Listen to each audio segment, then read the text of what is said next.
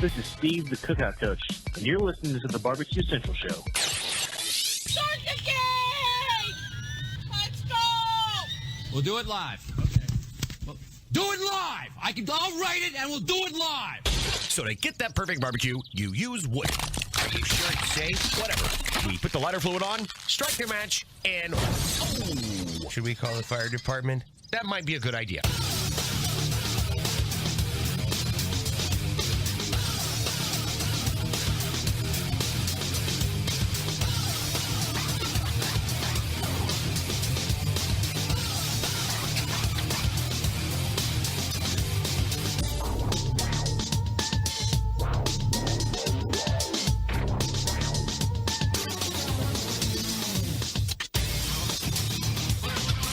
Good evening, and welcome to the Really Big Barbecue Central Show. It's a show where we talk about barbecue and grilling.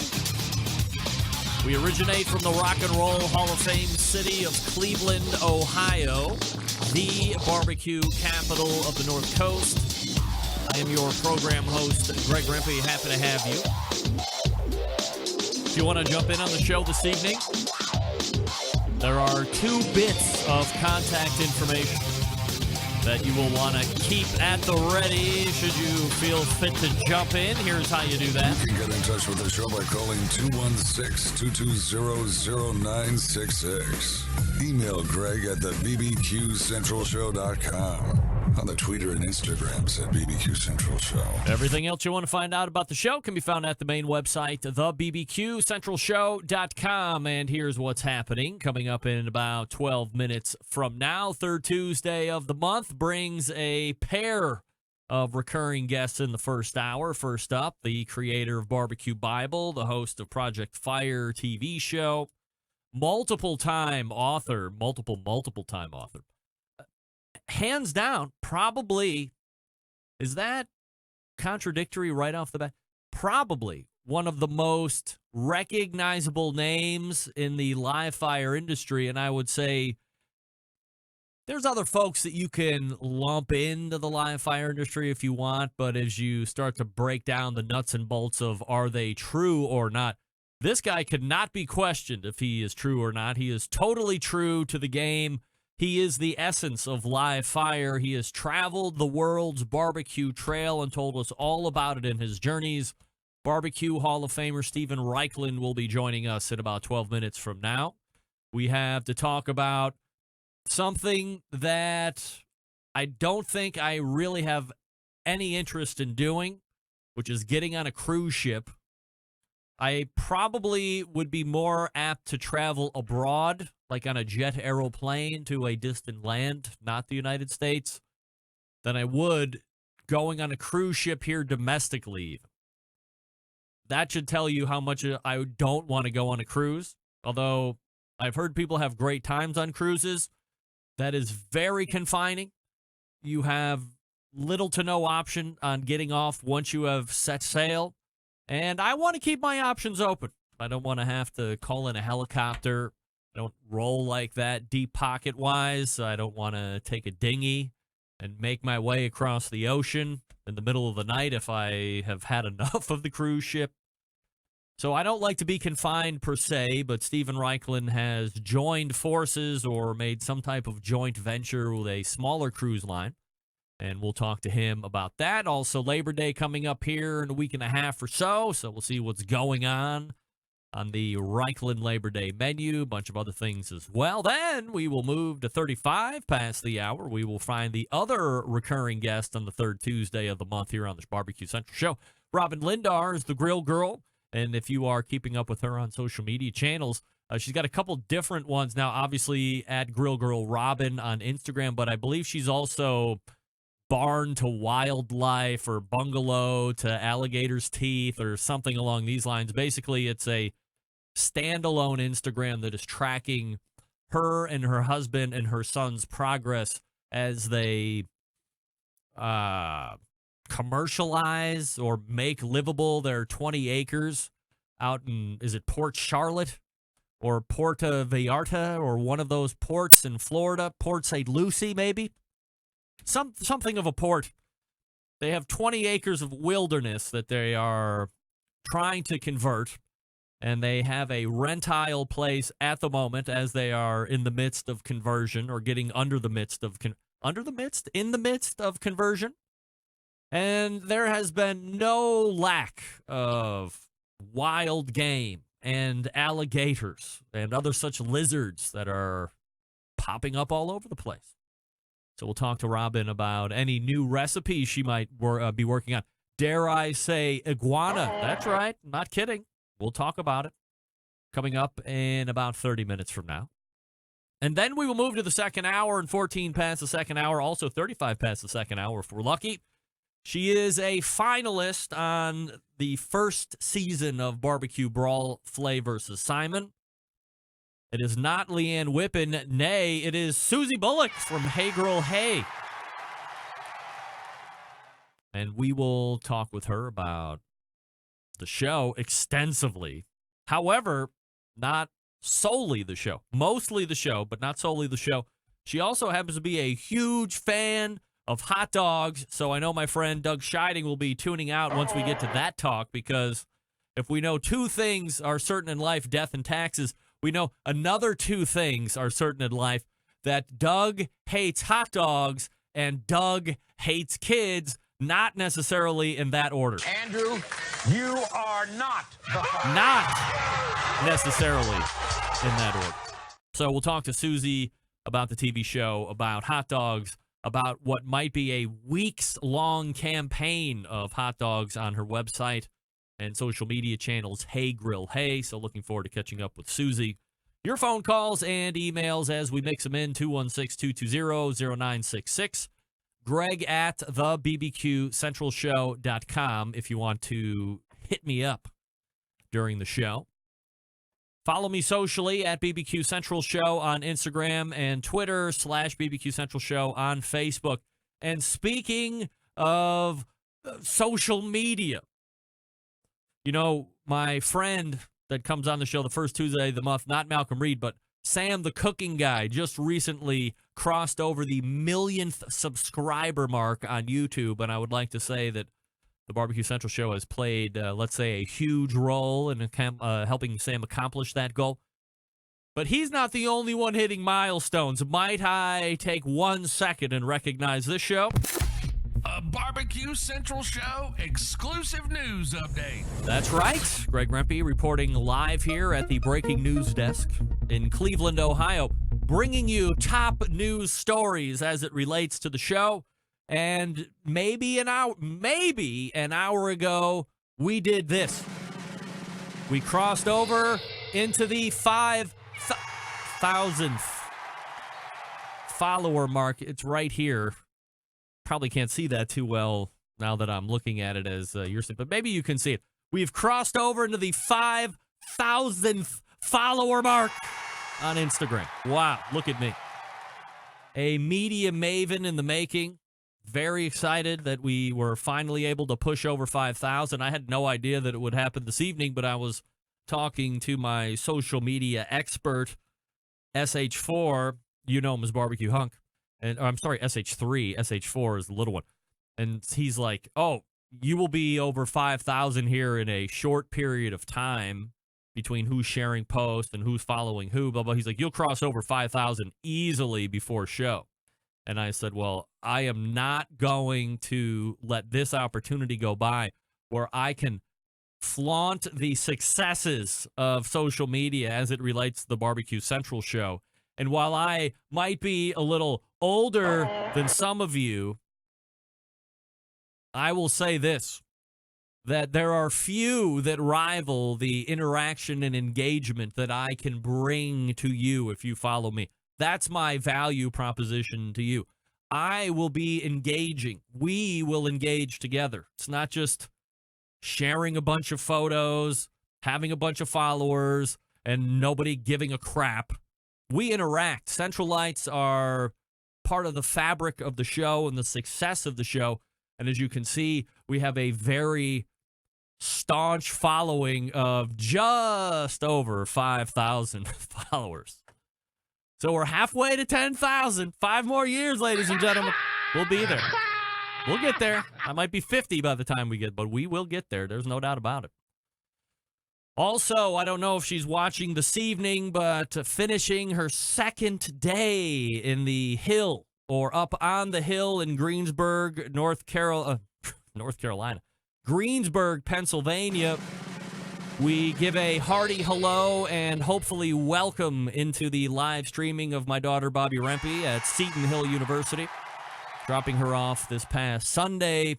And while it was kind of an all-day affair at the end, it was very emotional. And for those that have had to have left their child at school when you've never done it before, that's weird. So her and the rest of the Centonians are gearing up for fall volleyball.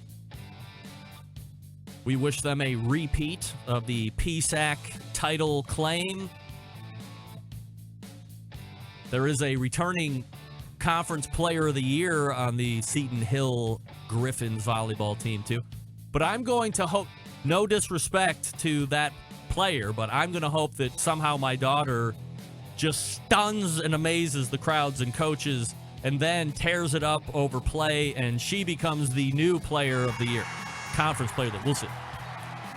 Maybe we can get her on every so often to give team updates as it happens this season. We'll see. All right, Stephen Raichlen coming up out of the break. I'll talk to you quickly about Southside Market and Barbecue. Established in 1882, Southside, the oldest barbecue joint in Texas. They've been owned and operated by the same family for 3 generations. Famous for the original beef sausage. Have you tried it yet? Beef sausage? Come on, it's coarse. It's ground. It's a coarse ground. Natural pork casing. Authentic Central Texas barbecue. Also available for sale if you want it. All meats, including the prime briskets. Smoked low and slow for many hours over real Texas post oak wood. They ship nationwide via the online store southsidemarket.com. They also ship fresh and smoked sausages nationwide. Shipping customers can choose to order now and ship later. Include a custom gift note. Mail up to multiple addresses without additional charges. How about that? All shipped items vacuum sealed to ensure freshness and ease of preparation for the customer. All meats are processed right there in the on-site USDA inspected facility. On-site meat markets for fresh and smoked custom products. Orders are welcome as well. 2 restaurants for you to eat at in Texas. Elgin, Texas since 1882 and Bastrop, Texas since 2014. Grocery distribution through Texas and many surrounding states. 10% off coupon right now. Go to southsidemarket.com. Order all you want. And then at checkout, when it asks you for the promo code BBQ Central, lowercase, all one word, BBQ Central, and that gets you 10% off your first order, your second order, your 15th order, not just the first order, all orders from now going forward, 10% off. You want it? Code BBQ Central, SouthsideMarket.com. Stephen Raichlen coming up out of the break. Stick around. We'll be right back.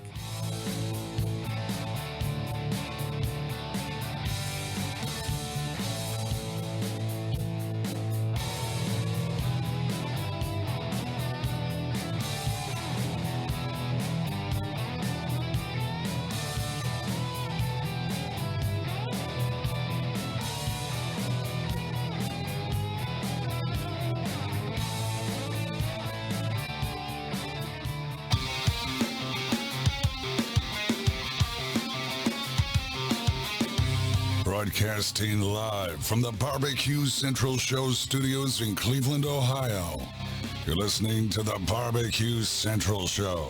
Once again, here's your host, Greg Rempe.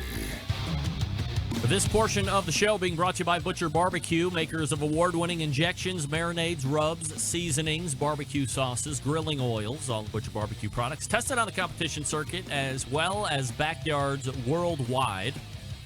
Be the pitmaster of your neighborhood and visit butcherbbq.com to stock up now. Always trust your butcher, right? Of course. All right, joining me now is the third Tuesday of the month recurring guest. He is a TV icon. He is a live fire barbecue and grilling icon. He is a barbecue Hall of Famer, cooking class instructor, author of the most popular barbecue and grilling books in the history of the barbecue world. and apparently not online at the moment. Get that big stuff out of here. Do I have the right Stephen Raichlen account up? Sometimes there's like burner accounts, and other times there's not burner accounts. In your favorites, yes. This one, yes. Just try this one again. See what happens. Why is the sound coming through there? It's very bizarre.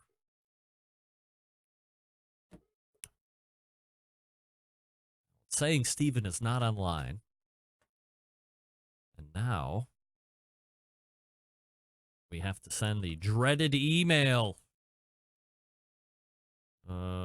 We are on. I hate sending the email, the reminder email, as the show is happening for any number of reasons. First of which is, I hate to have to send it because my ego is very fragile, and the fact that somebody may have slipped somebody's mind at 9:15 on a Tuesday when you could roughly have 17,000 better things to do,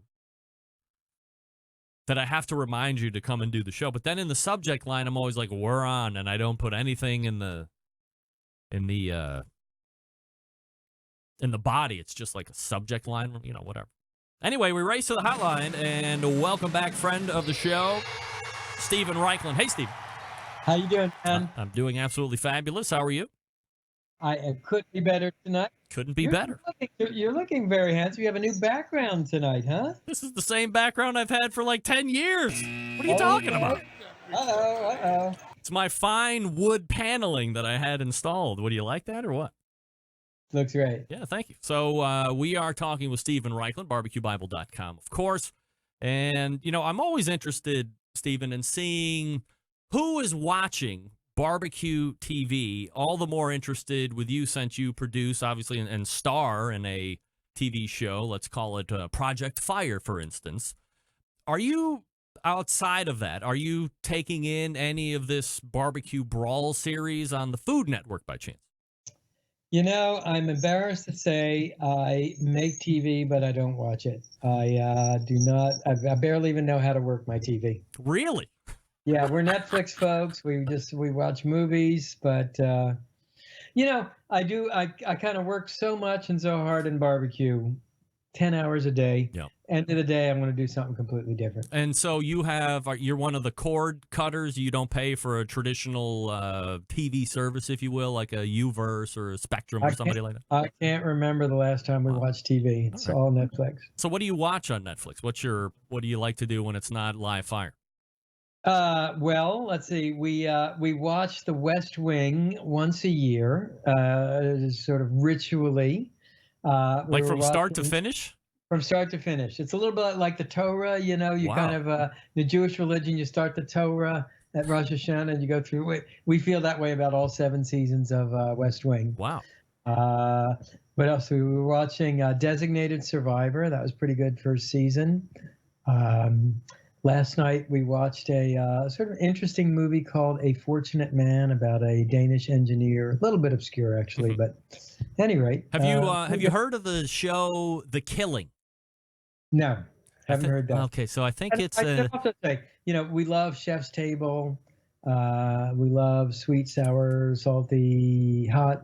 But I would say most of our watching is not food related. Yeah, I get it. So we're talking with Stephen Raichlen. So about a week ago, I saw your name mentioned in conjunction with a cruise line. Now, typically, if I'm thinking Stephen Raichlen, it's maybe in a resort cooking or doing a class, obviously on the TV show.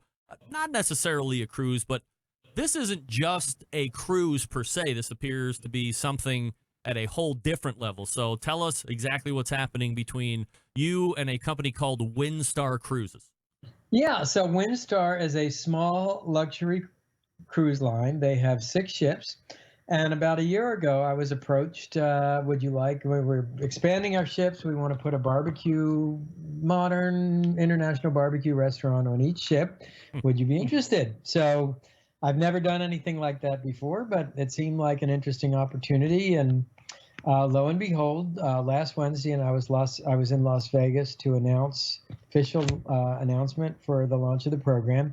Our first restaurant will launch in February out of Palermo, Sicily, and I will be doing 6 restaurants. So pretty excited about it. So what's your investment here?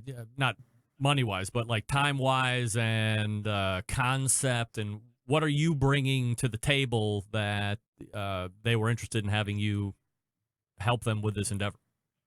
Well, Windstar Cruises all over the world, and my beat is sort of Planet Barbecue. In fact, that's even the title of a book that I wrote. I remember that. So what I want to do is we will have a core menu. There's sort of classics of barbecue. There'll be a brisket. There'll be a pulled pork. There'll be a Kansas City rib. But then I want to pay homage to and make reference to all the travels of Windstar. So we'll do Indonesian satays. We'll do Peruvian spit roasted chicken. We'll do, Argentinian skirt steaks with chimichurri. In the kitchen, we've got a smoker, we've got a grill, and we've got a rotisserie. So I will be using all of those. I'm not like a water nut. Some people like the mountains. Man, I got to be by the water. So I live in Miami part of the year. I live in Martha's Vineyard part of the year, and now I guess part of the year I'll be in these cruise ships. One of the pieces of my commitment's not just conceptualizing the restaurant and designing the menu, but at least once a year I'll be doing a class on the ship. So it's a way to sort of increase the portfolio travel. And I guess it's funny, we were watching a movie last night about Mike Wallace, and he interviewed Barbara Streisand, of all people. He asked Barbara Streisand, "What are you afraid of?" And I expected Barbara Streisand to say nothing. I'm absolutely fearless. She said, "I'm afraid of everything. But you know what? I conquer my fear. That's what let me star in a movie. That's what let me direct a movie." And I guess I feel a little bit like that. I certainly have the book and TV thing done now, and yep. I welcome a new challenge. So I can see from a menu conception standpoint that's probably not very hard for you. I mean, you have all the books behind you, all the recipes behind you, all that breadth of knowledge. But when it comes to putting a restaurant on a cruise ship together, like, where is your strength there exactly? Well, this is a work in progress. I mean, we just announced it last Wednesday, but there will be challenges on a boat. Challenges with provisioning, challenges with cooking and serving. But I intend to make the food. I guess it's one thing to write a book or do a TV show when people can sort of read the ideas but not actually taste the food. And here people will be able to taste the food. And I'm very excited about that. All right, so you will be going onto these ships to do kind of like a water version of a barbecue university to a certain degree? Yeah, it'll be a one-off demonstration, not a whole course. But although, who knows where it could go. And, one thing I'm looking forward to, there's a culinary demonstration, and then there's what they call a cultural demonstration or cultural program. So I imagine, I do this talk on the history of barbecue that I've done like at the Smithsonian and the Library of Congress. And I look forward to doing that. And I'm also envisioning, man, we're in Indonesia. Like, how cool it would be to lead a group to do a street tour, street food tour in Indonesia. I mean, that'll be really cool. So is Windstar's like headquarters not necessarily here in the States, it's abroad, so you would all be starting out in foreign countries and then going from there? Windstar, in fact, is headquartered in Seattle. I think the flags, I forget where the ships are registered, but yeah, absolutely. The cruise will not leave the United States. I don't know whether it'll be Indonesia or Japan or the Caribbean, but that's where people will come for my demo. All right, Stephen Raichlen joining us here on the show, barbecuebible.com.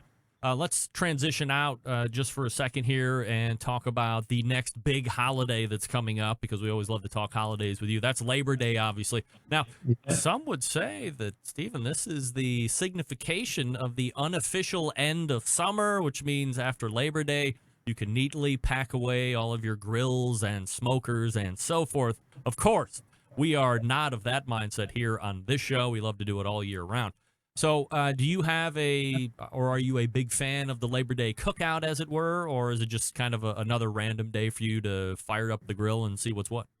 No, I often am, but actually, this Labor Day, I have a very interesting project going on for that. So, I do a lot of work in Quebec. I have TV shows in French in Quebec. So, I'm going to be running a series of barbecue seminars in a town that's called Sept Rivières, Seven Rivers, which is on the northern shore of the mouth of the St. Lawrence River.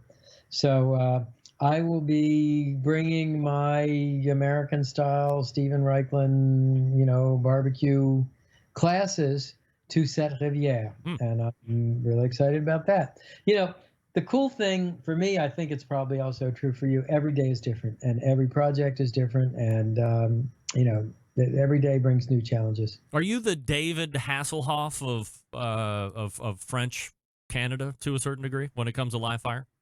I don't know who David Hasselhoff is. I'm embarrassed to say. What are you talking? David, the guy from Baywatch? David Hasselhoff? The Hoff? Knight Rider? Well, like I said, I don't watch TV, so I'm sorry. That's a cultural. All right. But well, I'm not going to feel bad for not having had caviar before or anything. I mean, David Hasselhoff. Come on, the guy's so annoying. I figured you'd just hear about him being annoying almost. Sorry, I haven't, but I will look him up afterwards. By the way, you and I have to get together and have caviar together, man. All right, we'll do that. No doubt about it. Okay, so August, to me, rings of one thing, especially out here, so I'm east of Cleveland, but you go another 25 or 30 minutes past me, and now everything starts to flatten out. You have all the nurseries, the growers, the farmers out there. You know where I'm going, right? It's silver and queen king corn time here in the east part of Cleveland. So you a big corn fan? Love corn, grill it at least 2-3 times a week. Great debate. I grill it naked, not me, the corn, meaning I scrape the husk back, brush it with butter, salt and pepper, or I might slather it with mayonnaise and dust it with cotija cheese in the style of Mexico, or brush it with a sesame soy butter in the style of Japan. But love corn. Oh, yeah. So that's the big thing that I've seen over the last 12 months. And obviously it's been around for quite some time, but it seemed to have been brought to the forefront over the last, let's say, 12 to 16 months, was that elote that everybody seems to love, which is kind of what you had mentioned. Do you do other stuff with elote at all? Well, I grill corn in many, many different ways. For example, one of my favorites these days is you just mix equal parts butter and soy sauce and brush that on your corn while you're grilling it, and then dust the corn with sesame seeds. That's absolutely fantastic. Or extra virgin olive oil and freshly grated Parmesan cheese. That's amazing. Or hell, just butter, salt, and pepper. But you got to get the kernels really charred, really, I see we are both wearing black shirts, and that's almost your color model for corn. Okay, so, do you have a time frame and a heat reference if you're going to do it? Like, I do mine typically on the gas grill. So do I want to be running in, a medium-high heat or a medium heat or something along these lines? No such thing as medium heat. In Reichlandia, it's either hot or off. Super high heat. You really want those kernels to actually pop like popcorn. Oh, okay. So, and then time-wise, is it 15 minutes or less? 2 to 3 minutes per side times 4 for 4 sides, so that's 8 to 12 minutes. All right. Yeah, super high heat. Yeah. All right, Remember, hot heat is where you get the caramelization. Corn has a lot of sugar in it. That's where you get the flavor. And so if you haven't tried grilled corn yet, that's the next thing that you have to try. You have to try that more than I have to try caviar, because it's very easy to do, right? You do have to have grilled corn, but strip the husk off. A lot of misguided folks leave the husk on. They soak the corn. You don't want any of that. You want to caramelize those plant sugars. You want to char your corn. By the way, favorite way to cook it, caveman style. And that is an exception to the rule of husking, because then I take a whole ear of corn in the husk, lay it right on the embers of the charcoal fire, no grill grate, and you burn the husk off. And in burning the husk off, that smoke penetrates the corn kernels. The minute you see your corn kernels kind of dappled leopard skin with char marks, you brush off the charred husk, and just the heavens open and the angels sing Hosanna. And you're not in danger of the whole thing going up in flames. Obviously you're attending the fire, but you're not worrying about it. Of course you're in danger. That's the thrill. That's the excitement. That's the expertise. No, you're not in danger. All right, Stephen Raichlen joining us here on the show for a few more minutes. Stephen, what do you know about jackfruit? I hear it every so often. The last time I heard about it was a jackfruit brisket. We've talked on this show a couple different times about this ever-budding popularity, and I don't think it's fad anymore. We talk about the plant-based proteins like the Impossible Burger and the Beyond Burger. They're making more and more news, it seems, every week. But then I hear about this jackfruit. I have no idea what it is. I think somebody made some kind of a jackfruit brisket out of it and said it was just tremendous. Are you familiar with jackfruit at all? Well, I am, and actually, I discovered jackfruit 20 years ago reading Jorge Amado novels, and Jorge Amado is like it's like the Hemingway of Brazil. I mean, he's a wonderful humanistic writer, and if you want one novel to read of his that's really fantastic, it's called Gabriella Cloves and Cinnamon. But jackfruit is one of the largest fruits in the world. It is not uncommon to find jackfruits that weigh 30 pounds. Really? Huge. And they have sort of pebbly dinosaur-like skin, and inside it's an orange flesh that's kind of chewy, a little sweet and musky. And it was a fruit of the poor. And Jorge Amado was a great champion of the poor, and he wrote novels not about poverty, but just that the poor could be heroes and interesting people too. And often they ate jackfruit because it grew wild and it was very cheap. Now, a lot of people, vegans who want to do vegan barbecue, using jackfruit because it's got a chewy meat-like consistency. I'd never heard of a jackfruit brisket, but I've certainly heard of jackfruit pulled pork. In fact, I'm going to put that in the next book, which is a book about grilling vegetables. It's kind of musky, and it's sort of, how exotic fruits, like, give them enough time, they become mainstream. You find them at your local supermarket. Yep. I bet that will happen with jackfruit. I mean, are you at a specialty produce store to find that at this point in time then? Well, I'm from Miami, and all of Miami is a specialty produce. I mean, Right. Miami's barely in the United States, And by the way, tip of the hat to you, Greg. You are so well informed. You are so well prepared for these interviews. You're always pushing the boundaries, and that you're talking about jackfruit on a barbecue show. God bless, man. You're the real deal. All right. Well, I'll take that and run with it, especially coming from you, Stephen. That certainly means a lot. You can find Stephen Raichlen, barbecuebible.com. Is the TV show, we're still running with that? I'm still on it. All right. So that is Project Fire as well. And the book, obviously, is out too. You know where to find them. All that good stuff is on Amazon.com or through his website, barbecuebible.com. But most importantly, the third Tuesday of the month, you find them right here getting grilled by me, and pun intended, of course. Stephen, always appreciate the time. Hey, it's great. Thanks a lot. Grill on, everybody. There he is, Stephen Raichlen. I don't know if you heard that or not, but he was giving your boy props, and I got 5,000 Facebook, or the hell is it called? Instagram followers. That's right. Talking jackfruit on this show, that, my friends, is groundbreaking. There was by the way, the Backyard Barbecue show on the chat saying we needed to talk about boiled hot dogs. We've already crossed that path, and we are not. Andrew, you are not the fire. We're not doing that again. I mean, while it really ended up being one of the pinnacle moments of 2018, John? The 10th Circle of Hell, which initially I thought he said tense, like Tense, tense Circle of Hell. Funny stuff. But it ended up being the 10th Circle of Hell as I Googled, what's a tense Circle of Hell? The joke ended up being on me. But, yeah, jackfruit, baby. Steven's been eating it for 20 years talking about that. Are you kidding? I don't even know jackfruit's been around for 20 years. Great background on jackfruit by Steven. BarbecueBible.com. Robyn Lindars coming up in just a few minutes. Let me talk to you quickly about Green Mountain Grills. Okay, Steven, I believe, is cooking on Green Mountain Grills from time to time. I think I saw a post or a picture with him cooking on the Prime line. That's right. That's the newer version, or the newer models. So you have two lines, Prime line and the Classic line, let's call it. Both have the same models. Jim Bowie is your biggest one. Daniel Boone is the middle size. Davy Crockett doesn't fall in the Classic or Prime line. That's all on its own. that is kind of the inventor of the 12-volt technology. That's the one that guinea pig started it all, found success.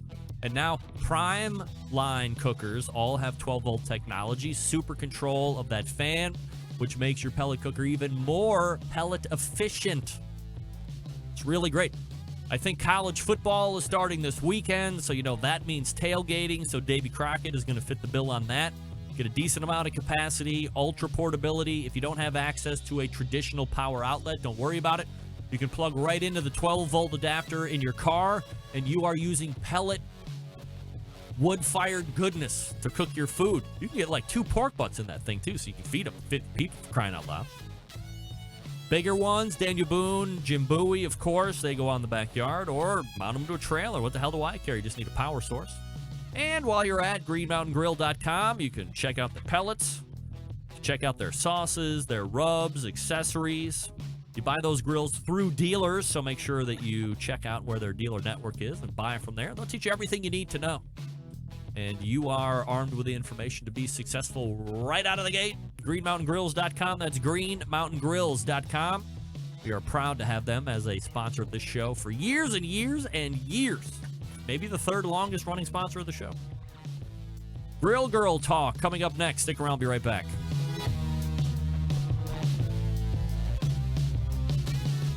Continuing to produce incredibly mediocre content in an exceptionally professional way. You're listening and watching the Barbecue Central Show. Once again, here's your host, Greg Rempe. Speaking of pellets, cookingpellets.com has got this segment. Your number one source for quality wood pellets for all your pellet-driven cookers. You just visit cookingpellets.com for more information or to purchase. You can also visit amazon.com as well if you want to purchase there. I have to check back with Chris because he said he had pulled down the app, or maybe it was available. They were going to retool the app and re-push it out. So I'll have to check back and see if that has been done or not. Also, the third Tuesday of the month, you will find my next guest right here talking about live fire cooking. She is an author. She holds cooking classes and a wildly successful run of YouTube cooking class instructional videos. It is, of course, Robyn Lindars of grillgirl.com. Hey, Rob. Hey, Greg. Happy Tuesday. Happy Tuesday to you, and thank you for coming back this month, as you have been every other month here this year, which is great. Love having you on. And Me too. We have fun. I mean, I don't know. I don't want to brag at all, Robyn, but I mean, one of us just crossed the 5,000 Instagram follower mark. And all right. Yeah, I'm excited for you. So we're halfway to 10. Halfway to 10. So it seems to be building a little bit more on its own now. And of course, it doesn't hurt to have a Stephen Raichlen and a Robyn and a Susie on this particular show. And you guys all have huge followings. So if you even mention it, I just gain followers. So it's been a pretty good day from a net gain perspective. So. Oh, you're sweet. I can't even believe I get to follow Stephen Raichlen. Isn't it great? That's and I can't believe he hasn't heard of David Hasselhoff before. Well, that's crazy.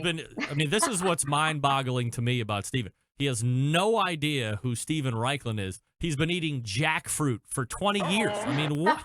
Where is the disparity here? I don't understand it. I've never had jackfruit in my life, but I think I've seen everything that David Hasselhoff has done. Even his appearances on Shark Tank or whatever that stupid fish show is where they make all the fish tanks or what, you know what I'm talking? Tank. Oh, I think Tank. it's Tank. I love that show. Yeah, I mean, I watched that. Show. Come on. And he has a huge following in Germany. Like they're obsessed with David Hasselhoff. Yes, that's what I'm saying. Like for as popular as that Stephen is here in the States, I mean, outside, like in French Canada, he is a live fire god out there. So I mean, he's got his own books and his own TV shows that he speaks French in. And he said Seven Rivers. He's a Stephen Superior.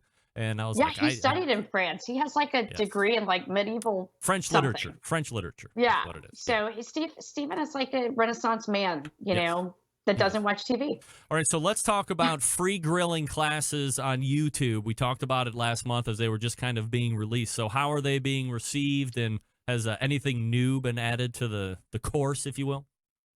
They're doing well. I've been, they're on YouTube. They're living in the YouTube ecosphere, and I've been releasing them like once a week. I'll put a blog post about it just to help with the traffic for people to know about it. So yeah, I mean, I'm just happy to have them out there. It's a great opportunity for people to learn more about lots of recipes I have on my site, which I've been running for a long time. And yeah, I do have actually a few videos that just never somehow made it to the editing floor that are going to be released probably in the next couple months. One is cast iron cooking, just kind of digging into cast iron cooking on your grill. The other one is about grilling, I think, romaine. And then I even have another video just talking about different grill types, like what is a pellet smoker versus what is like a kettle grill, what is a Kamado or a big green egg, stuff like that. Just still in the introductory train, but really exploring lots of different stuff. So yeah. All right. Malcolm Reed was on the show 2 weeks ago, and he was talking about grilling fish, and he kind of eats fish, but he's more like me. Like, I'm not a big fish guy at all, mostly, but like white lame fish is more my style, and that seemed to be what he was up to. He did red snapper, but do you grill fish? I do. Fish is fun. I love fish. I'm in Florida.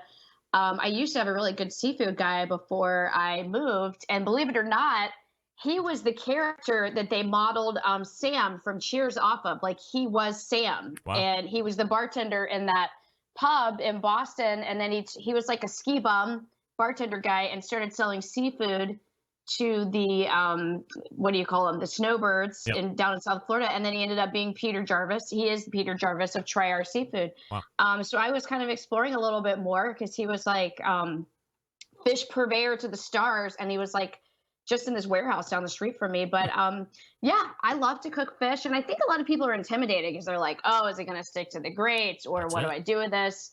And it's actually just so easy because fish usually cooks very quickly anyway. And it's light, it's fresh. But if you look at some of the videos, or my how to grill fish video on my grill school series, you'll see I actually show you 3 different ways to grill fish. And one is on a cedar plank, because a lot of people think just salmon on a cedar plank, but planking is great for all kinds of fish and seafood, right? Things like shrimp or scallops. Mm-hmm. It's that's a fun way to add smoke, and then you're also not having to put the fish directly on the grill grates. But also, like, take a bed of lemons, right? Slice lemons thin and use that as like your barrier to the grill, and then put your fish over the lemons, and it imparts citrus. Like, it kind of steams them on a bed of citrus, which is perfect for fish. And then, you can even do in like parchment, like kind of hobo style, right? Like in a steamer packet. So the downside of that is that you're not going to get the smokiness from the grill, but it also gives you an opportunity to add a lot of different flavors, things like wine, a lot of butter and garlic, and just stuff that you can kind of simmer in, fresh herbs. So yeah, there's a lot of fun things you can do with it. And even, a lot of people think they need like a special fish grilling pan. Really just use a piece of foil that you fold up on the side so all your compound butters and your citrus doesn't run off, and you have your own little DIY grill pan. You don't have to have special equipment to grill fish. And some fish, like you can just grill on, on this with the skin touching the grates, and that works too. If it's a thicker skin type fish. Robyn Lindars joining me here on the show. GrillGirl.com, @GrillGirlRobyn on Instagram. I'm gonna save that one for last. So let's talk about wild Florida adventures, because if you're following Robyn, I mean, there was a picture of you with what appeared to be a wild boar that has met his untimely demise. There's alligators roaming. I mean, my parents live in Florida, so it's not obviously uncommon to find alligators in Florida, but I mean, they're probably a little too close for comfort. And it's weird because if you feed, when I used to watch the Gator Boys TV show, when that was on, they were like, well, if you're feeding the sharks, they become a lot less threatened by humans, and they'll just start coming right up. And now you have a really dangerous situation, especially if you have smaller pets or smaller kids, and they're not really being aware. They'll just come right up and eat you. But so what's happening? Like, how did you get that boar? Was that just like rooting around in your grass and somebody sniped it, or what? Yeah. So, good Yeah. question, and we can talk. I have all kinds of crazy animals in my life right now, but yeah. So Scott and I moved over Fort Myers, and we bought 20 acres. And on our property, we have a bunch of wild boar that have just been like living there, Yeah. and I wasn't so privy to this information before I moved until this kind of happened. That I didn't realize that they're kind of like They're pests. they're pests. Like my husband just wants to exterminate them. Like they even you can hire people that like come and trap them and just get rid of them. And I think they do harvest the meat, but they're actually pretty hard on the land. Yeah. But then again, you will see also people will be like, they'll do guided trips on like boar hunts. Yes. So while they're kind of a nuisance animal, I think my husband, he and his friends did enjoy hunting them on the property. So my husband actually, he put up a tree stand and he's been trying to just get all these wild boar off our property. And so, is there a fixed number of wild boar on your property that he's counted? Like, are there 50 or 150 we or counted limitless? about 8. Oh. 8 to 10. All right. Yeah. So it's not like totally out of control, but I think they definitely live there. And the main thing is I think when we actually live on the land, I would not want my kids or my kid or my dogs to have a run-in with any boar. Yeah. And I felt really guilty about us hunting them and then I saw that they had left part of the carcass on the on the grounds, and his little pig friends just ate the rest of it within hours. So they're omnivores, but when you see them eat each other, it really just makes you not as upset about killing them. It's just kind of gross. Yeah. If you're laying there hanging on by dear life, they're going to eat you no matter what.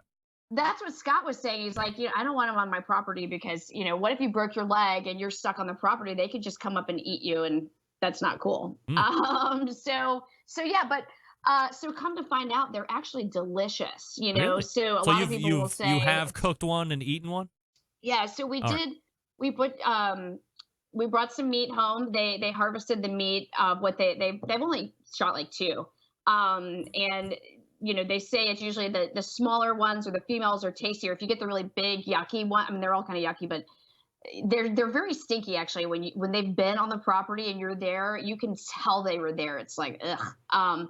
But the meat is actually really good, and I thought it was going to be really gamey, but it wasn't. And I just did I wet aged them and in like cryovac, we sealed them up, and then for a couple of days, and then I brined them for like maybe 4 hours, and then it was just a loin, not a tenderloin, a loin, but it was extremely lean as you would expect, but it was delicious. There was no weird taste or anything. And my only mistake was actually overcooking it because I was a little bit, just, I guess, skeptical because it's wild boar. It's, but then based on research and some Instagrammers correcting me saying Hank Shaw from Hunter Angler Cook had said that you can cook wild boar to 137 to kill off, any parasites or anything. What is it? Trichinosis is what you worry about. So I cooked mine to 165. Next time I will cook it to 145, which is what I normally do for like store-bought pork. Right. Anyway. Okay. Now, I mean, would you say the flavor was akin to normal pork? It's like the same. Yeah. It's Bismo, as Hunter would say, because he speaks like Spanglish. Uh-huh. So would you do a pulled pork, a pulled boar, if you will? I mean, do they have Boston butts on those things?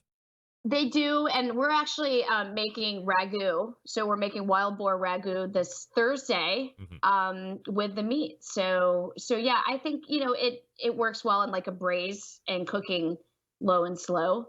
So the more recipes I try, the more I will share with you guys, and I'll probably eventually develop some for my website. Because I have a feeling I'll be seeing a few more in my future. Yeah, at least potentially 6. I did see somebody in the instant chat that said, don't they have like 12 babies when they have a litter? But I can't confirm or deny that, so I don't want to, set out any alarms or anything like that. Now, the other thing that I wanted to talk to you about, I saw posted, was about iguana, and I think it was like a tongue-in-cheek thing initially about, send me recipes for iguana. But then all of a sudden it became all too real, and people are sending you real recipes to eat iguana, and you have now like doubled down and you're going to actually try this. Yes. And so Wow. how it all happened, and by the way, I just have to back this up by saying, if any of you guys have ever read any Carl Hyacin, who's like a pretty popular author, and a couple pretty famous movies have been, or one famous movie was made off of one of his books, which was Striptease. But Carl Hyacin writes a lot of like funny mystery novels, and they're always based out of Florida. And until you've lived in Florida, you think his shit is totally crazy, and he's like, where does he get these ideas and these stories, right? And then you realize that this is like the crazy stuff that happens. And so lately I've been saying, oh my God, I feel like my life, like this chapter is like a chapter out of a Carl Hyacin novel, and it would be titled Rednecks and Reptiles. And so anyway, just because I feel like since I've moved, it's just been like I don't know. It's like the theme, but I'm loving it. I'm having so much fun. So what was I talking about? So iguanas. So my good girlfriend told me that she's killed like 16 iguanas in her backyard. And the conversation came up because she was like, I feel really bad. I feel really guilty. And, I love animals just like you. But these things are so gross. And so evidently, I was in South Florida and we had iguanas everywhere, but I guess it's gotten to the point where Fish and Wildlife is instructing people to kill them humanely because it's become kind of out of control, and they do like poop everywhere, and they eat a lot of vegetation. And so, so a lot of people have been killing them. And I made something like not a joke, but just like an observation. I said something on Instagram, and then this guy that I know on Instagram was like, actually, hashtag, because it's called Shaken of the Tree. And I did learn about this a couple of months ago, because I don't know if I told you this, Greg, but remember I made the joke because Hunter, I came into his room and he was grilling his stuffed animal iguana. Like his stuffed animal iguana was on his little fake Weber grill. Right. And I was like, what's going on here? And I thought it was odd. And then I mentioned that to a friend of mine. He was like, oh yeah, Chicken of the Tree. And I was like, what? So that was my first time I'd kind of run into that. It was a foreshadow, so anyway, is what it was. It was what? A foreshadow. It was a foreshadowing. That's exactly what it was. And I thought it was really odd and funny at the time. And then so anyway, I was talking to my friend, posted that comment on my Instagram story. And this guy from Panama says, I will share with you my grandmother's recipe for iguana. It's delicious. It's way better than chicken. He says, it's illegal to cook it in Panama now. He said, but if you have the opportunity, you really should try it. And so then I was like, and then the idea came in my head, and I was like, maybe I should try to do iguana, because what the hell? Because at the same time, people are just putting these things in their freezers and they're just killing them. I mean, you might as well make use of the meat. Right. Are they big? Like, I'm not hip to my latest iguana information. I mean, is it like a 2-pound thing or a 10-pound thing? Like, how big is it? Well, I mean, they can be small, maybe a baby one could be a foot, and then they can get really big, maybe a 4-footer. Wow. And so then my friend Raven was like, I just killed an iguana. Do you want it? And I was, let me back up. And so then this other person I know who lives about an hour away from me, and she's cool chick, and she's very Florida, her husband's a captain, she's always just doing really Florida-ish stuff. And she was like, oh, it's interesting you mentioned that we have a major iguana problem here. And she says, and I keep them in my chest freezer until trash day comes. And I was like, and so then I started thinking, all right, I should give iguana a try. And so then I mentioned that to my husband, and he was like, well, his friend who owns this company called Quack Skins, which makes this Florida camo, because our stuff is really more bright green than it is the colors of camo in other places. Right. So so he's like, yeah, my friend Quack Skins takes guided hunts for iguana in the off season. I'm assuming he means ducks, off season of ducks, because it's my husband. So what I want to do, and this is what I'm going to hopefully have the opportunity to share with you guys, is to go on an iguana hunt and kill it myself and then cook it and share with you guys how it's done. So so stay tuned. That is kind of you know, I have that hashtag never say never. It sounds so crazy. And hence why I said it sounds like something out of a Carl Hiaasen novel. But I think actually it'll be really cool. And it's a food source that's going to waste. I mean, people are basically shooting iguanas with pellet guns, and then putting them in their trash. So why not? Why not? So that's your homework for this coming month, is to get an iguana down, get that chicken out of the tree, and then make a recipe, and then come back and tell us all about it. Make sure that you video all of it, especially the dispatch portion, because people always want to see that. And then let's see how you review it in a month. I'm excited about it. It's going to be fun. It's a good opportunity for me to go out and be out in the woods or out in the water and learn something new. Robyn, it seems like you always talk, you know, I'm taking advantage. It seems like you're convincing yourself that where you're at in Florida is like really good, but maybe you really want to retreat back to Hollywood, Florida, where it was nice and not so friggin' wild. Am I right? There's, you know, I think I'm actually really happy here. Hello? Robyn? Robyn? Oh, dear. Check one. Check one. Damn it. Stupid Skype. I knew it. Stupid Skype. Right, Robyn, that's it. I'm sorry. I have no idea what happened, but lost you. Oh, well. I know, John Solberg. That's convenient, right? Gone. No problem. I was going over anyway, but sorry, Robyn. Not sure exactly what happened. Maybe the internet in South Florida or wherever the hell she's at is a little lackluster too. Let's see. We got one there, one there. All right. Hey, let me talk to you quickly about the Barbecue Guru. They have always believed that outdoor cooking should be easy, because it can be, especially with the Monolith Guru Edition grill.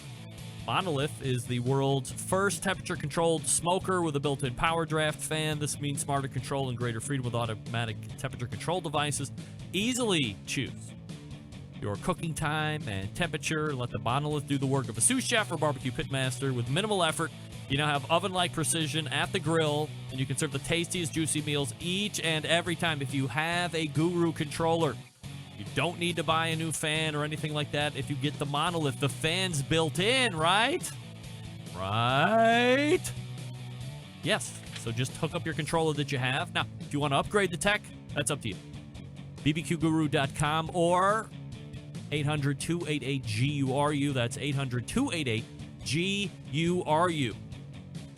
We are back to wrap the first hour. Stick around. We'll be right back.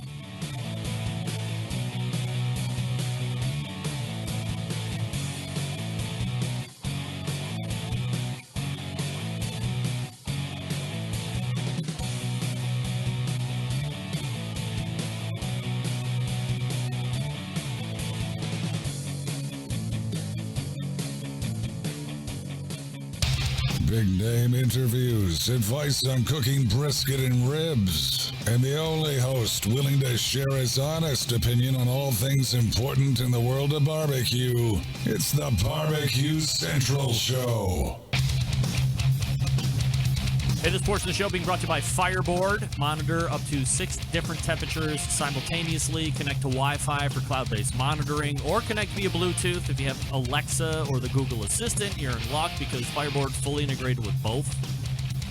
Check it out at fireboard.com or call 816-945-2232.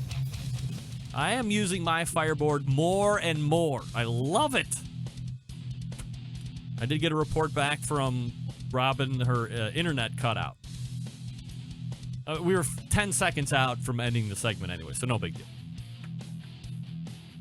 We are heading to the second hour. Again, that was Robyn Lindars, just this past segment. Grillgirl.com. Check out YouTube for all her great new videos that she has had out for the past month or so. And before Robyn, it was Stephen Raichlen, barbecuebible.com. We talked about jackfruit. Stick around. We'll be right back for the second hour.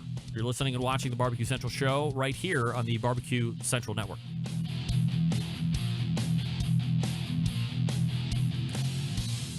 Hello, this is Jenny Bell from Clarington, Ohio, and I'm listening to Barbecue Central. Happy to have you aboard here for the really big barbecue show. Boing. We cook because we have to, and we grill because we want to. Hit me! Fine, how's it going? You have a great show. I'm a big fan. Boing. So what seems to be the problem here? This man looks like he's dead, and he's in the crackle. Charbono! It's all about the charbono, dude. Succulent fish. What?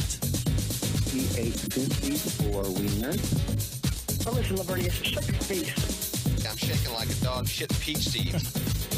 We have top men working on it right now. Top men. All right, just like that, we are into the second hour. Welcome aboard. If you missed the first hour, don't worry about it. Show is being recorded as it happens live. First hour will be released in about an hour and 55 minutes from now. Second hour will be released on Thursday, audio podcast. That's how we do it. Now, you can get the full 2-hour video archive both on Facebook and YouTube if you want it as soon as the show ends, so don't worry about that. But if you subscribe to the podcast feed, hour number 1 tomorrow, hour number 2 on Thursday. Still to come on this show this evening, the one and only Susie Bullock. Hey, Grill. Hey. Hey. We'll be talking about barbecue brawl, and we'll be talking about hot dogs. Don't forget, you can follow me socially. That would be you and all of my 5,000 plus 5,000 plus followers on Instagram. I have, I don't know, double that on the Twitter, which I've been using more and more because it at least seems to get some kind of a lift. John Solberg says lift all the time, so I'm going to steal one of his phrases. I seem to get lift a little bit, when I'm linking back to certain shows, things of this nature. But we've really been driving at the Instagram, but trying to figure out, teetering. I don't want to be the bag that buys followers or that is a repost account just to build followers. And then, once I get to whatever a magic number is in my head, then I start playing by the rules. And I don't want to do that. I want to build it all organically, or as organic as I can. I mean, obviously I can do. The other day, my friend Jason Kaplan from the Howard Stern Show casually mentions the show in a post that he was making, and I got like 45 or 50 followers because he's got a tremendous following. And anybody that follows Jason's Twitter account, Instagram account, knows that a lot of that stuff is going to be food related. So they like food, and they see I get mentioned, and they just kind of hop over. Now, I don't know what my net of that is, but that really pushed me close to 5,000. Probably got 45 or 50 follows from him, and then today's been great as well. But I don't want to, and then there's bots. There's things that you just can't control, right? But if at all possible, I want to make sure that I can get a genuine grassroots following, and if it's got to be slower, I mean, what's the rush? I've been doing the show for 12 years, and I'm still here, for crying out loud, right? If it's patience you need, it's patience I got. Okay, everybody. Hey, coming up this week on Friday, you know what we got? Yeah, it's called The Best Moments of the Barbecue Central Show in 10 minutes or less. Now, unlike this show where if you just happen to tune in live for 2 hours every Tuesday from 9 to 11, there's no need for any kind of archive unless you just have to go back and listen to me talking with Robyn or me talking with Steven, or I will be talking with Susie here in a couple minutes. You want to go back and listen to that? Fine. I'm happy to have you do that. But if you catch it live and that's all good enough for you, good enough for me. You caught it, you listen to everything, and away you go. Now, if you want to listen to the best moments, you have to subscribe to the podcast. That comes out every Friday. This week will be, if you can believe it, episode 86. I'm 86 episodes into a completely different podcast. On the show this coming Friday, the creator of Grill Greats, Brad Barrett. And in the second segment, there is a free-for-all. Joel from Kansas City, then Fred Bernardo. Free-for-all, it's, what did I used to call it? The fourth segment free-for-all, where a sponsor would give me a prize and we would play a game, have people call in. I think Fred actually called in, played the game. He wasn't scheduled, if I remember right, he wasn't scheduled to be a guest. He just called in because he was listening to the show. Fred sponsored the show many years ago. Fred's Music and Barbecue. Remember Fred? Fred's kind of a legend back in the day, like the fabric of the show or how the show. Fred is a major part of that portion of the show back then, early 2000s, as we grew into the live show. Fred used to play his guitar. I think he sang a song called Barbecue one time. It was great. So that will be episode 86 coming up this Friday. Come on. Let me make sure that you subscribe to the podcast for that in order to get it. Listener email. Hey, Greg, not that you solicit any reviews, but I did try Burger King's Impossible Burger Whopper today. All the commercials show folks saying it tastes just like a Whopper. I tried it, and I have to say, the first thing that hit me was the texture. It wasn't a very beefy texture, if I'm honest. Once I took a bite, it was pretty much like eating a Whopper. Well, that's pretty much. It was pretty much like eating a Whopper. Granted, all the condiments that come with a Whopper did a lot to mask any subtle differences in taste. I did tear off a piece of the meat and eat it sans any condiments. It was close, but definitely not meat if you're a vegan who craves the good old days of beef. This will do pretty well for you. If you cover it in a lot of condiments, this is the meat substitute for you. If you eat a patty by itself, please don't act disappointed if you taste something other than real beef. It's just pretty close second. Just one man's unsolicited opinion. Have a great one. Jeffrey Stone, Grandpa's Pride Barbecue. Thank you, Jeff. Thank you, Jeff. Yeah, I mean, that's it, right? I mean, the other thing that we have to keep in mind here, and I might have had a story. Nah, I guess I don't. But in keeping in that, the Impossible Whopper, I believe White Castle has Impossible Burger or another plant-based meat. But it's not just the burger places. For instance, Subway restaurant and Beyond Meat unveil its strategic culinary partnership and go Beyond Meatball. That's right. Subway fans know they can customize their favorite subs to fit any lifestyle, and now guests have even more menu options.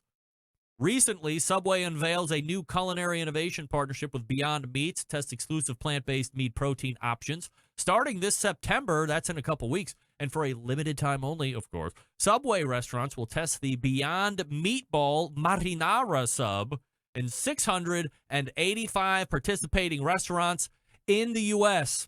and Canada. So, Kinger, get the video camera out and get ready to do Meatball Marinara review.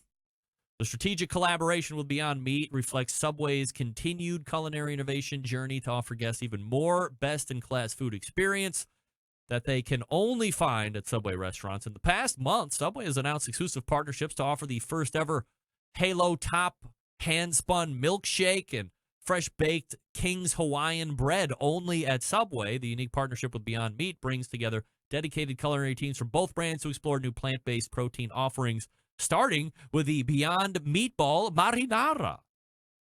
If you are a fan of the show, all you have to do is go back 3-4 weeks, maybe 5. Find the last Pat LaFrieda interview that I did with Pat LaFrieda.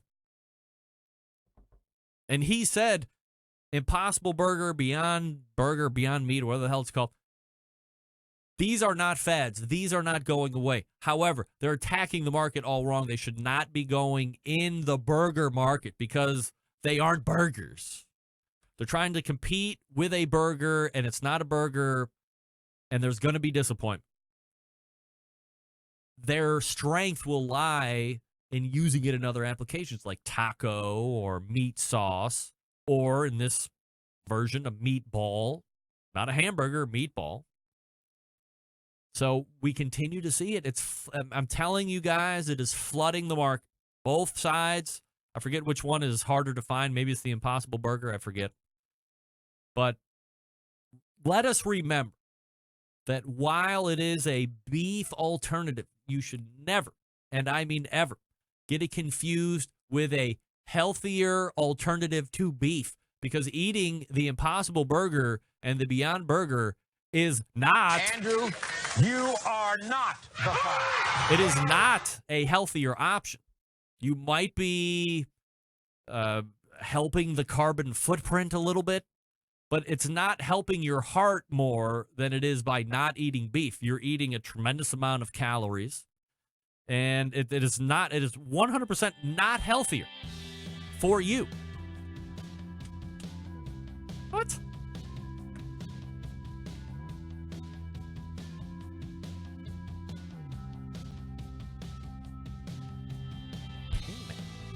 Merch. What the hell that even means? Sorry. Don't get it confused with a healthy alternative. Don't do it. It's not a healthy alternative. It's a beef alternative. And that's it. John Solberg had Beyond Burger the other night and said the Impossible Burger blew it out of the water.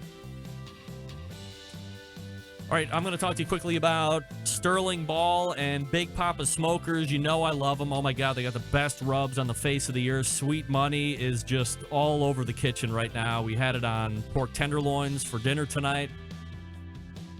That punk-ass Hunter Saunders loved Sweet Money last week when I made tater tots. He's lucky I ran out of time in the first segment, by the way, but I got Millennial Smack coming next week. And no one is safe. They have 13 perfectly balanced flavors that will transform ordinary meals into extraordinary. They also have a great partnership with Steph Raichlen over at Simply Marvelous Barbecue to form the West Coast offense, which continues to dominate year after year. They also own Granny's Barbecue Sauce, so if you're looking for a new go-to sauce or you're tired of the same old sauces that you've been using, give Granny's a try. And they have a great selection of cookers, right? The pellet cooker industry continues to boom. If you are looking for a upscale version, the Mac 2-Star General Pellet Grill is a great cooker. Meathead uses it for recipe development.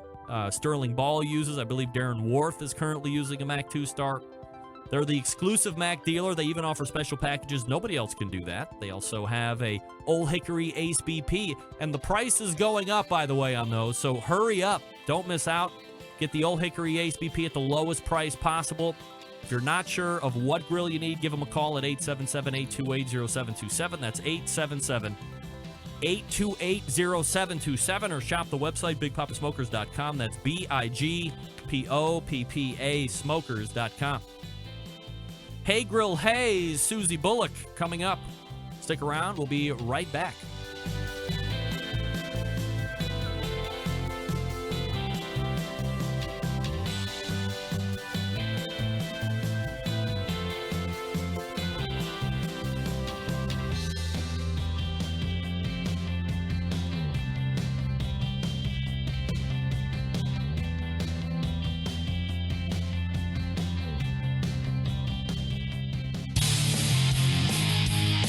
The only show giving you a monthly visit from a doctor of barbecue. A man actually named Meathead. The author of a barbecue Bible. Bloggers, reviewers, competitors, and manufacturers by the dozens. It's the Barbecue Central Show. Once again, here's your host, Greg Rempe. And this portion of the show being brought to you by Veterans Q. They currently have two sauces, original and sweet heat, two rubs, chicken, pork, and beef. They're on the market. They're great. I've tried them all, so I can vouch for their authenticity of awesomeness. Also, 100% of their profits donated to credible veterans organizations. Use code BBQ20 for 20% off your entire order. That's BBQ20 all together. And all you have to do is go to veteransq.com and use the discount code BBQ20 to get 20% off your entire order. Great. All right, my guest in the second hour made her first appearance on this show back in February. You've probably watched her on the Food Network over the past few weeks, systematically taking down her competition, culminating in a showdown with another female pitmaster, Leanne Whippen, in the TV series Barbecue Brawl, Flay versus Simon. If you don't know her from there, you certainly know her from her website and online properties. So we race to the Fogo Charcoal Hotline and welcome back friend of show, Susie Bullock from Hey Grill Hey. Hey, Susie. Hey, guys. How are you?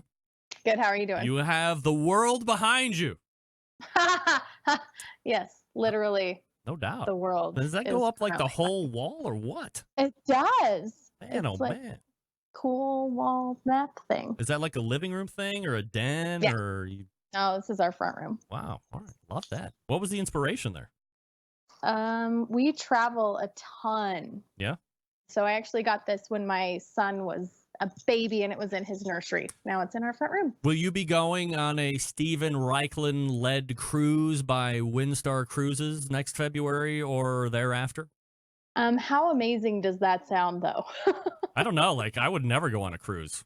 Oh, really? No. We're taking our kids on a cruise in October. We'll see how we like it. Are you like staying in country per se, or are you going out of the wire, as it were? We're going down to the Bahamas. Ooh, nice. They're young enough that Disney is still super fun, so we're doing like a 3-day Disney. Well, I mean, it's my experience that even when they're 17 and 18, Disney is still super fun. So, I mean, you have that going. So. Oh, yeah. I mean, it's super fun. No doubt about it. All right. So, great to have you back on the show.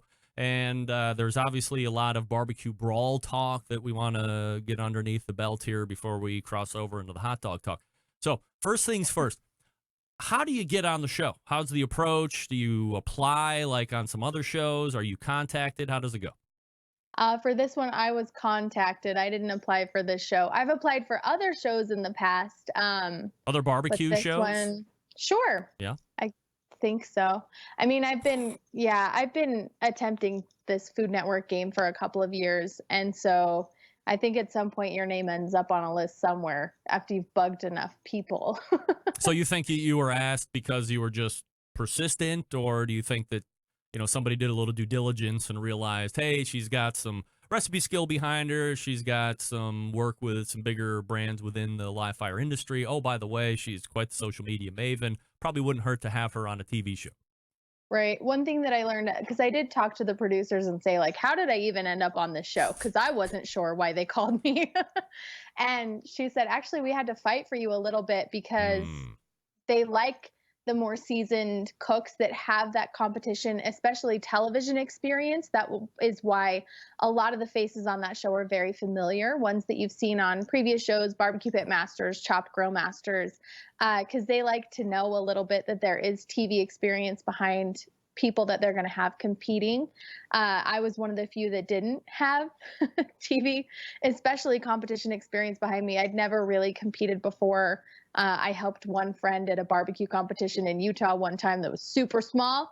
Other than that, I've never competed. So definitely, I think they took a chance on me. I do think my social media helped because I do have the YouTube videos. I do have the Facebooks and the live videos. Right. So there are actual demonstrations of me cooking my food. Right. So that helped. But you know, I'm conflicted because as you had said a couple minutes ago, you know, you see a lot of, and this has been my gripe all along for years now, is I love barbecue on television because it helps elevate the industry, and that's what I want to do. That's like a goal of this show, is to have people on and introduce them to people that they might not know, or maybe they're doing something pretty cool, help them, my guests, promote their stuff, all that. But it seems, especially in the TV portion, that there are the same 8 or 9 or 10 people, and no matter what network has the show on, it's a chop-style show, and it's the same people that are on going after each other.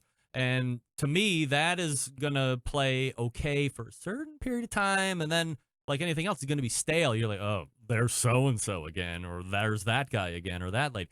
And that's what I was worried about this go around. So it was nice to see that there were a couple newish faces, you being one of them. But I agree with you.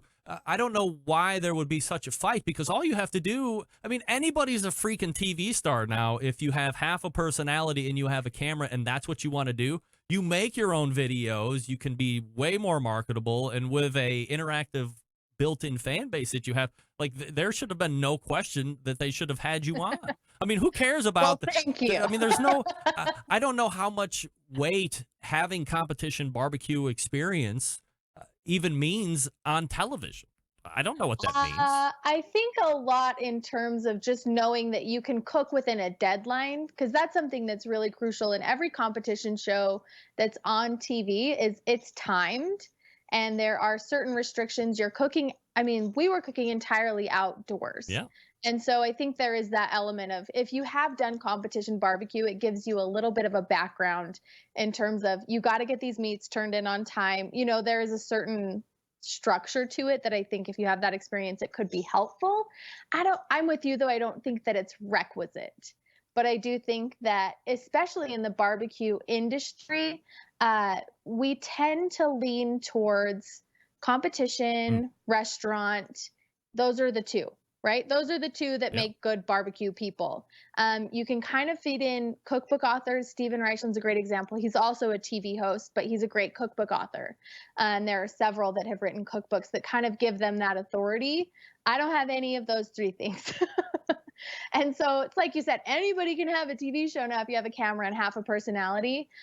So I think there was just that little bit of concern, like, can this girl actually handle the intensity of a fast-paced kitchen, different meats thrown at her, different cook times thrown at her, and can she get it done? I mean, luckily, I have been able to so far on the show. Yeah, we're talking with Susie Bullock from Hey Grill Hey, and when you're talking to the producers and they're explaining to you, like, how do they explain the concept, and would you say from their explanation to when you actually started getting down there and doing it, was it a fairly accurate description? The description I got was a barbecue competition show and Bobby Flay's in it. Wow. Big surprise. That was about all I got. Really? So I didn't even know what the prize was until I had an official version of the contract laid out in front of me. And even that was fairly generic. So it left a lot to the imagination. So I didn't have anything to go on in terms of, can I prepare? Can I practice? Can I just had to go with the skill set that I had and hope that I had enough to get through. And they didn't even mention Michael Simon was going to be on the show, just Bobby Flay? I didn't know Michael Simon was going to be on the show until just a couple days before. Wow. I wonder if it was just going to be a Bobby Flay show and then they decided to add him in the last minute. Who knows? Think so. Bobby Flay's show, or Bobby Flay's production company that he owns, is the one that's producing the show. So I think that's kind of just where it came from. So, I think they wanted to keep as much unrevealed as possible. Yeah, right. We want to lead you through this dark closet until the last second and then open the door and see how you do. I get that. So do you think of yourself as someone who should be going on a TV show whose winner will be crowned Master of Q? That's like, I have imposter syndrome a lot. Like at some point, somebody's going to point at me and be like, you don't know what you're doing. And I'm going to be like, you're right. And it's all going to fall apart.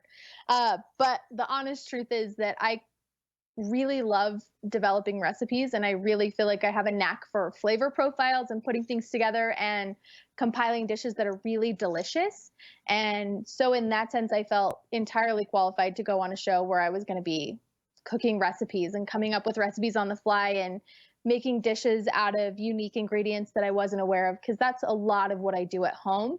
And I think in terms of the backyard barbecue crew that I kind of feel like I represent, that's what a lot of us do, right? We're sitting there compiling dishes for our family, and we're making things that taste good. And so anyway, I think I felt definitely like I was pushing my limits as to what I was capable of. But I mean, I've been hosting my own show, my own the winner of the show wins a digital series on foodnetwork.com. And I've essentially been hosting a digital series online for 4 years. So in terms of what the prizes for the show, I definitely went in feeling like that was something that I could handle if I'm to walk away with the title. So, yeah. Are you I'm going to break away from the questioning here just for a second, but like, are you constantly inspired to cook and like make a dinner like different? And because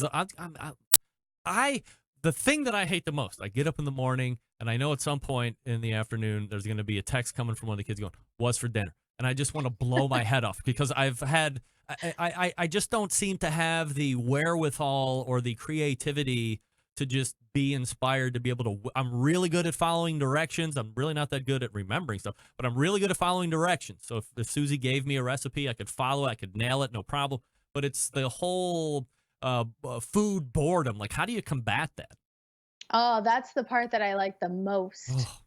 I mean, I could hire out all of the social media, all of the like day-to-day grind stuff of what running like this website and all of this like other technical semantics and just write recipes. I mean, I spend 2 or 3 days a week just in recipe development, just in cooking recipes and coming up with new flavors, and everything on my site gets tested multiple times because I want you, when you pick up that recipe, what's for dinner at 4 o'clock on a Thursday, you can follow those bullet points and have a great result at the end of it. So that's the part that I really like. I really like the development process. I really like putting flavors together. So and that's a question people ask me all the time. Like, do you ever worry that you're going to run out of inspiration? Like, are you going to run dry at some point? There's going to be nothing left that you can cook. I haven't hit that point yet. I actually have over 100 recipe ideas sketched out right now for the next few months to hit the website. Like, that's what makes me excited, is the recipe development process and coming up with new things. Susie Bullock joining me here on the show. Hey Grill Hey. You can see her on the Food Network Thursdays at 9 Eastern for the Barbecue Brawl Flavors Assignment. All right, so when you get to the set and others start showing up, what are those initial thoughts as you see a Joe Pierce and a Tuffy Stone and a Leanne Whippen and a Lene Oxley Loop? And, I mean, the list goes to Kevin Bloodsoe, Carrie Pringle. I mean, the list goes on and on of a pretty high level, not only competitors, but restaurateurs. Yeah, that was the moment where I was like, oh, maybe out of my league. Because I knew every single one of the people that I was competing against. Zero of them knew who I was. Really? Not a single one of them. Kevin Bloodsoe came to me the next day after we all met for the first time and said, you're the prime rib girl. I cooked your prime rib for my kids for Christmas. Nice. So he had told his kids who was competing, and his kids were like, oh, it's Hey Grill Hey. So they knew who I was, but none of the other competitors knew who I was. So, I mean, So do you that feel was like, fun. is it just, hey, they don't know me? I mean, did you feel a little disrespected to a certain degree? No, not disrespected. I just think it's very different worlds, right? Like when I develop recipes and I'm writing recipes, I'm not writing recipes for restaurateurs that have been doing this for 20 years. I'm not writing recipes for the competition crew. I'm writing for the backyard people. So I'd rather the backyard people know who I am than like the competition or restaurant people. So that made sense to me, but it did make me laugh a little bit that I definitely at that point felt like I was maybe the underdog going into this competition just based on all of their credentials and their past experience. So as they are, rolling out 2 by 2 week after week, and Susie Bullock is still there and doing very well. I mean, are you like, yeah, see, I know what I'm doing. Don't worry about that.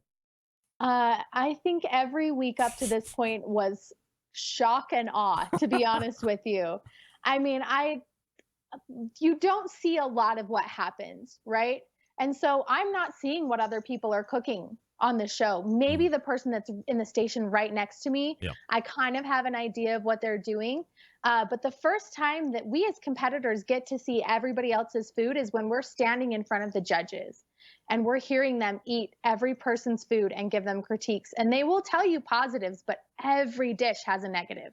That's part of the show, right? Is they have to give critiques on every dish. Right. So you're hearing the positives and you're hearing the negatives on these amazing pitmasters dishes. And at that point, I mean, when they get to your dish, you're like, I could just die. Like, put me under the porch. I'm going home. Like, you start hearing the negative critiques on your dishes, and it's hard not to feel like it's very humbling. So I don't think there was any point in this show where I was like, yeah, I got this in the bag, because we never knew who it was that was going home, because it honestly felt like there was equal critique for each competitor. And they did a really good job of that, of making you feel like I didn't know. Each episode, I had no idea who was going to walk out. And so the only times I think I ever breathed a sigh of relief were the first 2 episodes. I was not in the bottom 2. Mm-hmm. So I knew that I was making it onto the next show. And that's when I was like, okay, I did fine. And I could shake it out a little bit. But I mean, that anxiety was right back the next show. So I don't think I ever had a moment where I was like, yes, I got this. I mean, even into the finale episode, it's going to be a fun one to watch. It's fun. From a raw standpoint, I'm sure the days are incredibly long, and there's, TV shows always hear like what you see and then what's really happening are almost two different things. I mean, obviously it's what's happening, but like how much is happening that makes it to the cutting room floor that we don't even see? Is it like 90%? I would say 90%. Yes. They have cameras.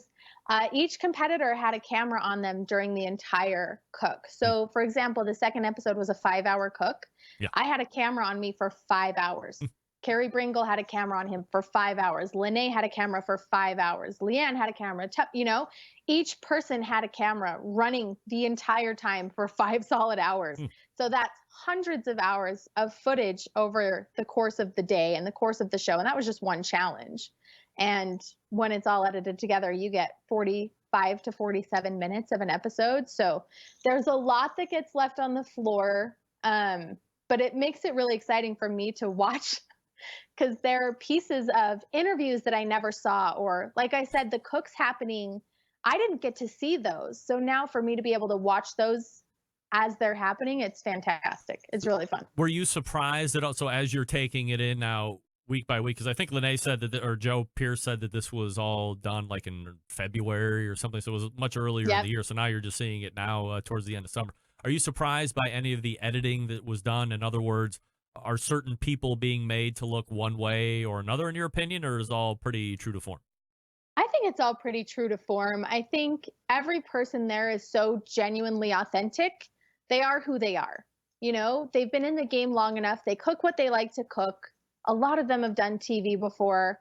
And so I think it's a pretty accurate representation of each of us. I feel like, if anything, they were really nice to me, because like you guys didn't see me cut my fingers 3 times. Nobody knew that I was like so stressed out. I cut myself on a can. I cut myself on a potato peeler. So they were giving me a little bit more credit than I probably deserved, because I seriously, like, the nerves are tough. And I never cut myself on a knife, but it was always the stupid other stuff in the kitchen that got me. But the idea that I was picked last, that actually happened. That wasn't something that they altered so that it would be more exciting now that I'm in the finale episode. Like, I legitimately was picked last for the teams. And my meatball was tough in the first episode. And so that idea that I was an underdog or a wild card, that was all true. Yeah. Nobody's seen me compete before. None of the other competitors knew my cooking history. None of them knew my background. And so I kind of came in as this mystery competitor. And so I feel like it was, especially from my perspective, I feel like it's been portrayed pretty accurately. The finale, at least on the promo, because as I was telling you earlier, I was just watching the show where it ends up being you and Leanne going into the end here. Yep. Is it as crazy as the promo makes it? I mean, they said whole hog, and I was like, oh my God. I mean, I would just get out and quit immediately. I'd let Leanne take the win. And then it's like, so we're going to have you cook whole hog, but it's, you're cooking breakfast, you're cooking lunch, maybe you're going to be cooking some other dish. I mean, it's outrageous. Is that crazy? It was absolutely insane to film. So I cannot wait to watch and see how it comes together. I mean, they say whole hog, and I look over at Leanne Whippen, and my first thought was like, oh no. Oh, another whole hog? Okay, old hat, right? Wow. So I think it makes it really exciting because it's seriously just the theme that has been going along through the entire series is I kind of feel like I have a lot to prove going into this final episode. And to be going against Leanne, honestly, was like such a dream come true for me because 10 years ago, I mean, my husband and I really got into barbecue, watching Barbecue Pitmasters. Mm-hmm. And it was all dudes on that show except for Leanne. And so when I really started cooking and getting into wood-fired cooking and outdoor cooking and true traditional American barbecue, one of the reasons that I thought there might be a place for me at this table was because of Leanne. Because I had watched that show and she showed up and she kicked butt and she worked really hard and she had great flavors and she went out there and hustled. Myron Mixon even said at one point in one of the episodes, like, Leanne's one of the few women out here that shows up because she legitimately likes to cook. And she has a lot of respect from a lot of the guys around here because of that. And I think that's really true is if you're willing to show up and you're willing to cook, it doesn't matter who you are. If you're willing to put the work in and make really good food. So I kind of took that to heart a little bit. So to be competing against her in the finale it's pretty surreal. All right. But definitely feel out of my depths going into a whole hog against Leanne Whitman. Yeah, of course. I would be completely out of my depth. No doubt about it. Who wouldn't? Yeah, I could be not competing against anybody, and I would be out of my depth on whole hog. We're talking with Susie Bullock. Do it in a cinder pit. Yeah, no way. I mean, it's just not. I'm going to call one of my pals, like Mark Lambert or Malcolm Reed, or I'll just name drop all day long. Susie Bullock joining me here on the show from Hey Grill Hey. Can I put you on hold just for 1 second, and we'll come back, finish up with the TV show, and then we'll talk about hot dogs. Good. Yep. All right. Stand by. We're talking with Susie Bullock from Hey Grill Hey. Obviously, you're probably following her already on social media. HeyGrillHey.com, the website. Don't forget she's got that Grill Squad, which opens up like certain periods of time where you can sign up and get all this exclusive content as well. I will talk to you quickly about Hartville Hardware Grill Fest 2019. That's right. If you're going to be around local-ish Cleveland, on September 21st, I will be the MC all day long, and we're going to be grilling and barbecuing. I'll be kind of moderating all of the events during the day. Danielle Bennett will be there. That's BBQ. She'll be doing the Traeger demo. Still waiting on who the Weber rep and demo will be, and the Big Green Egg demo person will be Elisa Delgado. She's the local Cleveland chef here that cooks for a lot of the Browns and some of the rich folks over here. And she's well-versed on the Big Green Egg. It'll be kind of like doing a live Barbecue Central show in front of a live studio audience with people actually cooking. So I'll be interviewing Diva, and she'll be giving answers. We'll be going to the audience and getting their answers to their questions. It's going to be great fun. I'll sign autographs, take pictures, shake hands, all that stuff. Nobody's going to be asking me for that, but that's fine. September 21st, all day long. Fun starts at 10. Go to HartvilleHardware.com. It's the country's largest hardware store. HartvilleHardware.com, the 2019 Grill Fest. It's going to be fun. Come on. BBQ is going to be there. I'm going to be there. Do you need any more reasons than that? I doubt it. All right, we're back with more Hey Grill Hey. Stick around. I'll be right back.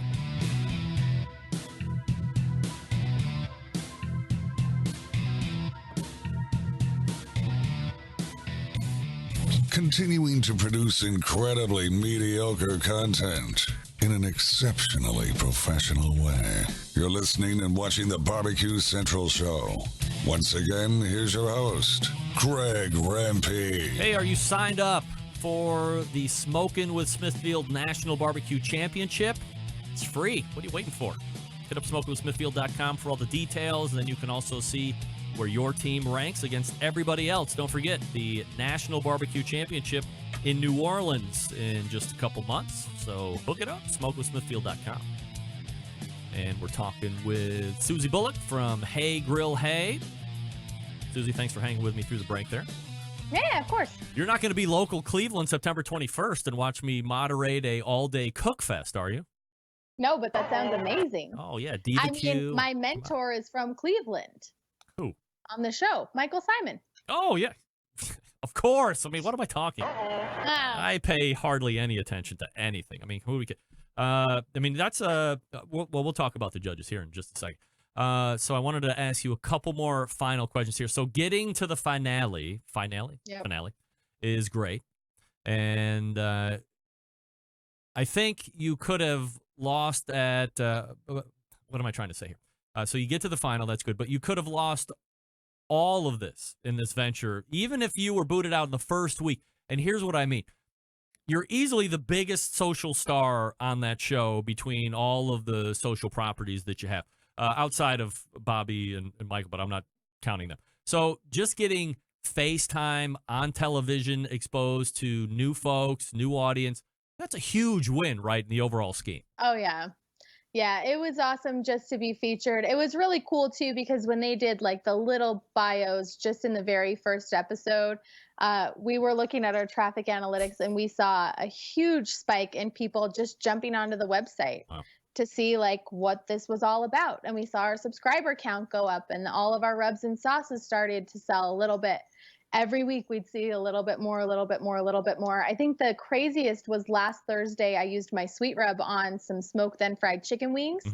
And the sales of our sweet rub were just like going crazy that night online. So that was pretty fun. No doubt. I mean, have you noticed a huge jump in people following you on Instagram and stuff? Yeah, we've seen a couple hundred come on, join us on Instagram. Facebook kind of is its own beast. It continues to grow. Pretty much independent, I feel like, at this point of whatever I try to do. Because like Facebook is way bigger, huh? Facebook's way bigger, yeah. So it's harder for us to see like a specific spike in that, but definitely in people subscribing to our weekly newsletter. It's the Barbecue Beat. It goes out every Friday, and it's kind of a roundup of our newest recipes, some gear and gadgets that I love. And then we actually feature readers that tag us on social media with their barbecue pictures, which is really cool. So yeah, we saw a great little spike. So it's definitely been great for us. I mean, it's like you said, even if I didn't make it past the first episode, just having that opportunity to stand among that crowd of competitors and have a platform like Food Network with Iron Chefs like Bobby Flay and Michael Simon and the judges. I mean, Mo Kason, Amy Mills, Chris Lilly, it was unreal just to be there. So I had mentioned a little bit ago that this was filmed early in the year, but what kind of a relationship are you able to build with the two stars of the show, that being Bobby Flay and Michael Simon? For instance, could you pick up your phone right now and blast a text to Michael Simon and say, hey, I'm on the Barbecue Central show. What do you think? And you would get a reply back pretty quick, or could you call him or no?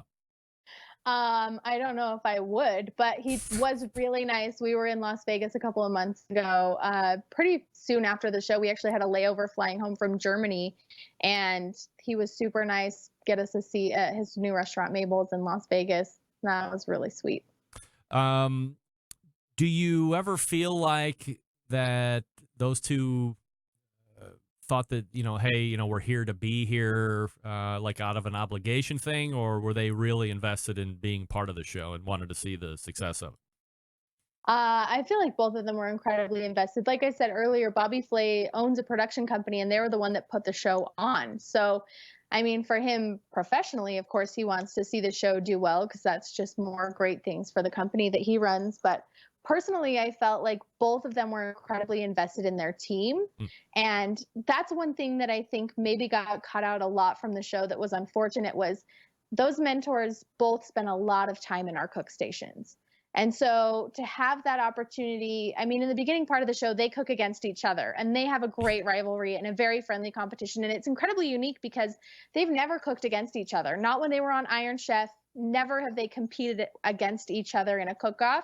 So for them to do that at the beginning of the show and have it be as fun and lighthearted and jovial as it was, but at the same time, they had the passion of trying to really win those advantages for their team. I think it made for a really interesting television, at least for me to watch. And then the best part was all of the competitors got to sit behind them and watch them cook, and to watch Iron Chefs develop flavors and how quickly they move and the things that they choose to do with their time was super helpful when we were competing. And then they spent so much time in our cook stations, tasting our food, giving us tips, giving us feedback. And like I said, a lot of that got lost in the edits, which, I mean, you can't get it all in there, but I felt like I walked away with so much knowledge and information just from having that one-on-one time with Michael Simon. When he's in your station and you guys are going, and I mean, I never even thought about it because it does not translate that at all. That, to me, it seems like they are like required to spend 2 or 3 minutes with each person, and that's it. So it's nice to hear that they're in there quite a bit. So as he's there under counsel saying, hey, do this, do that, I mean, do you feel like you had to take their input and then implement into whatever you were doing? Or was it always left up to you to be like, great advice, Iron Chef, but I think I'm going to go stick with my recipe? I think at the end of the day, it's always left up to us. And if you watched last week's episode, Phil the Grill went with 2 meats. And Bobby Flay was like, I don't think you should do 2 meats, just do 1 meat. And Lene, Michael counseled her that her potato salad was salty. He thought it was salty, and she thought it was great. And so at the end of the day, it's completely up to the contestants. We're the one putting the food on the plate. We're the one whose name is on the chopping block. Michael and Simon don't get cut, right? So it's up to us to decide what ends up on the plate. But for me, I wanted to just take in all of the advice and all of the information that he had to offer, because he competed on television professionally cooking food for years and years. He owns 2 barbecue restaurants. He's written barbecue cookbooks. Like, I feel like he has a very educated point of view and a very experienced point of view. So when he's giving me tips, I'm going to do my best to listen to those tips. Michael Simon seems to be universally liked. I mean, he is a Cleveland guy, so, we're all universally liked dudes. However, the same cannot be said for Bobby Flay. He seems to have his share of detractors for one reason or another. So as someone who got to spend time around, both when it comes to Bobby, is he douchey? No. That's like the most common question I get, and it kind of breaks my heart because I see how he's portrayed on television, and I get where people get that. Because when he's cooking, I don't think I've ever seen anyone more dialed in and more focused. Mm-hmm. And so you see him on competition shows like Beat Bobby Flay, or you see him on shows like Iron Chef, or even like this one where they're cooking and you see that serious focus, that concentration. Like, he's working very hard, and he's takes a lot of pride in the food that he makes. So in my opinion, maybe that's what's like coming off as people having maybe like a negative opinion about him, but he was great to work with, and he was incredibly complimentary to me. I've seen him since filming. My husband and I were in New York, and I got to see him in New York City, and he had nothing but kind things to say about the show, about working with me. And so I personally have a great opinion of Bobby Flay, and I feel like having watched him cook and cooked next to him and had those conversations with him, it was great. Which contestant did you like the least? None of them. I feel like Come on, Susie, spill it.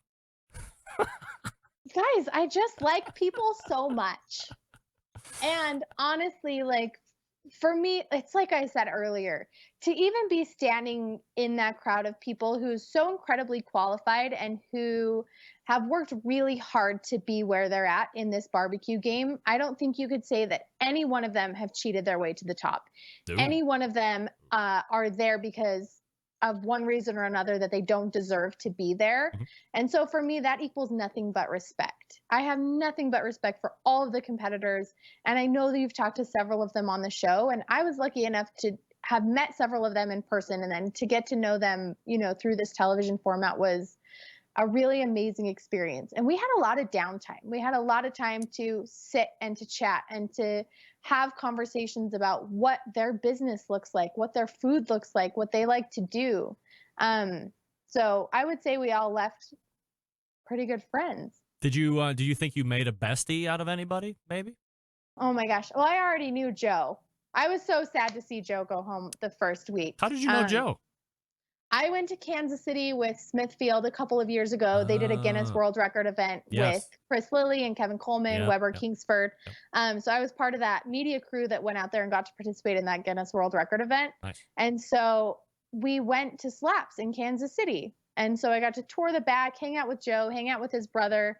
And so when we walked in and saw each other, it took a second for those light bulbs to go on. And then it was like, oh my gosh. So that was a great experience to kind of have that ability to reunite and hang out and talk for a little bit. And anyway, Joe's awesome. All right. So if you want to see who wins, it's either going to be Leanne or it's going to be Susie. And you can watch Thursday at 9 p.m. on the Food Network. If you can't make it, tape it and then watch it at a later date and keep your head under a rock so nobody spoils it for you. Oh my gosh, spoilers are everywhere on the internet, guys. I've spoiled it for a million people. Fine. We'll wish you nothing but good luck, and we'll see how it goes Thursday. Now, let's transition out of that stupid TV show and talk about something important. Hot dogs! Hot dogs! So I know you have an impending number of posts dedicated to one of the more popular items to hit the live fire. One of Joey Chestnut's favorite things to eat on July 4th, I might add, that being the almighty hot dog. So, what do you like most about hot dogs? Oh my gosh. I mean, hot dogs are like everybody's secret favorite thing. I like how much some people pretend to hate hot dogs, but actually everybody loves hot dogs, right? You don't like hot dogs? Oh, Susie, I'm going to relay a story to you that might ruin your evening, and I don't want to do it, but I have to because my Texas embedded correspondent, we won't use his name, it rhymes with Doug Scheiding, and he has made under no pretense and has said it live on audio video of this show that not only does he detest hot dogs, he will not even put a hot dog on any of his cookers. Ever. He hates hot dogs, which, of course, to me means he also hates kids, and not necessarily in that order. But he legitimately hates hot dogs and won't even cook. Can you imagine Susie Bullock and her family, Todd, the kids are over at Doug's house, then your son is, hey, Mr. Shining, can you put these hot dogs on? He would be like, beat it, kid. No way, no how. Can you believe humans live like this? They're secret closet hot dog eaters. I believe that. I agree. I agree with that. Doug, come out of the hot dog closet. Outrageous. It's unbelievable. So my love affair with hot dogs has been lifelong. But recently, at least in terms of like blogging and recipe development, it kind of started out as like, you don't need a recipe for a hot dog, right? First of all, like you put hot dogs on the grill, you simmer hot dogs, you have hot dogs.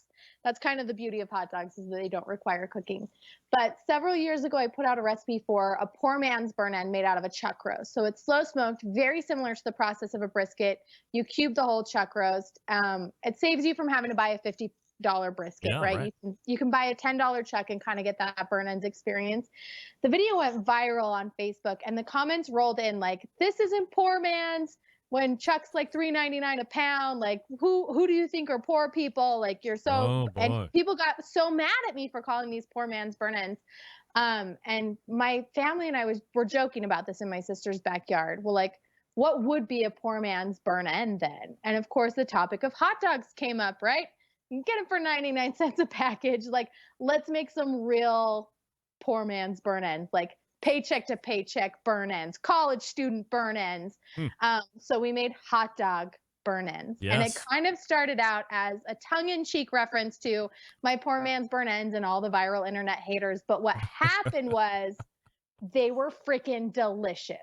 Like better than any little smoky you've ever had, any little cocktail weenie you've ever had at any party. And so once we tried it out, we were like, oh, dang, like we actually need to make these a thing. So we recorded a video for hot dog burn ends, and guess what? Super viral. Like insanely viral. I remember it. 50s, millions, I don't even know how many views at this point. I quit keeping track. Wow. But people made them. And yes, there were the people that were like, this is so stupid, you don't even know what a burn end is. Like, shut up, you can't cook barbecue. There are those people out there. I do know what a burn end is. We did make this kind of to be funny. But people made them, and they were so delicious. And they started taking them to parties and holiday parties and making them for birthdays because they're affordable. They're really portable. They're easy to make in large batches. So anyway, hot dog burn ends kind of took off. And then I wanted to know what else we could do with hot dogs. So this week we did a char dog, which is a Chicago-style hot dog, but cooked over charcoal. Dragged through the garden. It's got everything on it, right? Tomatoes, sport peppers, pickles, green relish, onions, mustard, the lot. Do you like raw onions? Are you a fan of raw onions? Small amounts, yeah. I can do raw onions on a taco. I can do raw onions on a hot dog. I just can't. I want to grilled onion. or sautéed, heat, because heat changes things, as my friend Sam, the cooking guy, said. Raw onions and me, man, we are constantly fighting, and I just can't get with it. But all right, that's You're fine. not alone. That's all right. All right. And then tomorrow we're doing an update on one of my favorite recipes. It's a beer braised bratwurst, which is like a slow simmered brat, and then it has some braised red cabbage on top. It's super delicious. Thursday, we're releasing a Sonoran hot dog, which I actually learned about for the first time on Barbecue Brawl from Phil the Grill. He lives in Phoenix. It's this Southwestern style hot dog. First popularized in Tucson. It's really moved around to Phoenix and other parts of the Southwestern United States. It's a bacon wrapped hot dog with beans, like pinto beans, cooked pinto beans on top. And then your pretty typical salsa taco toppings. We have salsa, avocados, cilantro. I squoze some lime on mine, and they're so good. Wow. They're so good. Sonoran? So we're kind of taking hot dogs to the next level a little bit this week. It's called a Sonoran hot dog? Yeah, Sonoran hot dog. Okay, yeah, I've never heard of that. Shout out to Phil the Grill for introducing me to Sonoran hot dogs. Wow, yeah. Now that's a guy who thought he had some pretty dynamite chicken wings, and guess what? Not so dynamite, according to the judges. Wow. It is brutal, and it's also brutal because one thing that the cameras, again, don't show is you cook your food, and it takes a little bit for the judges to get there. Yes. And then they spend time at each station, so by the time they're getting to you at the end, my super duper crispy chicken wings may be not so crispy. Right. It's after sitting outside in Texas humidity and heat for 25 to 30 minutes. That's why we're getting dragged back into the TV after I threw it off the bridge. But I mean, that's why I thought the competition folks would have an extreme leg up, because just every weekend in, weekend out, they're cooking their recipes and their flavor profiles to be tasted lukewarm at best to cool. Yep. So, they have that already kind of built into the repertoire, as it were. But yeah, I mean, that's a weird thing. All right. So what's your favorite hot dog recipe of all time? If you can only have one more hot dog and that's it, what are you going out on? Oh my gosh. And you don't mind a boiled hot dog or a hot dog in water? Because Stephen Raichlen told me there was a 10th circle of hell waiting for me when I told him I enjoyed a nice boiled hot dog. I do prefer a grilled hot dog. But you're not sending me to hell. It's a flavor thing. I won't send you to hell. Right. I mean, Chicago dogs are traditionally steamed or parboiled. Yeah. So. Yeah. All right. I mean, I don't think anyone deserves to be sent anywhere for their eating preferences. Well, I mean, I'll give you Stephen Reichlin's telephone number, and you can school him up here a little bit. So, do you have a particular hot dog brand? Are you like Sabrett or Hebrew National or something else? What do you like?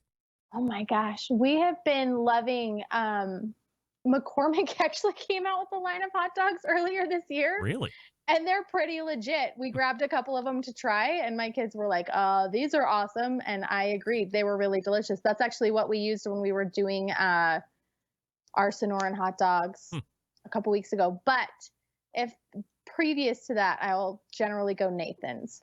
Oh, yeah. I love Nathan's, too. No doubt. Yep. All right. Quickly tell us about Grill Squad.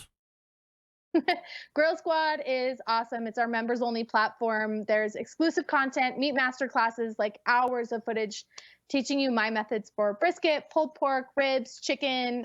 We have an awesome Facebook group that I am a little biased about, but I believe they're like the best community on Facebook because they kind of carry the same philosophy that we carry, that we're not going to send you to some terrible place because you believe in cooking something some certain way. And if you belong to a lot of barbecue forums on Facebook, you know that if you ask a stupid question or you post something people disagree with, they'll tear you apart. Right. And we don't have any of that, which is really amazing. People are super fantastic, willing to learn, willing to share, help each other out.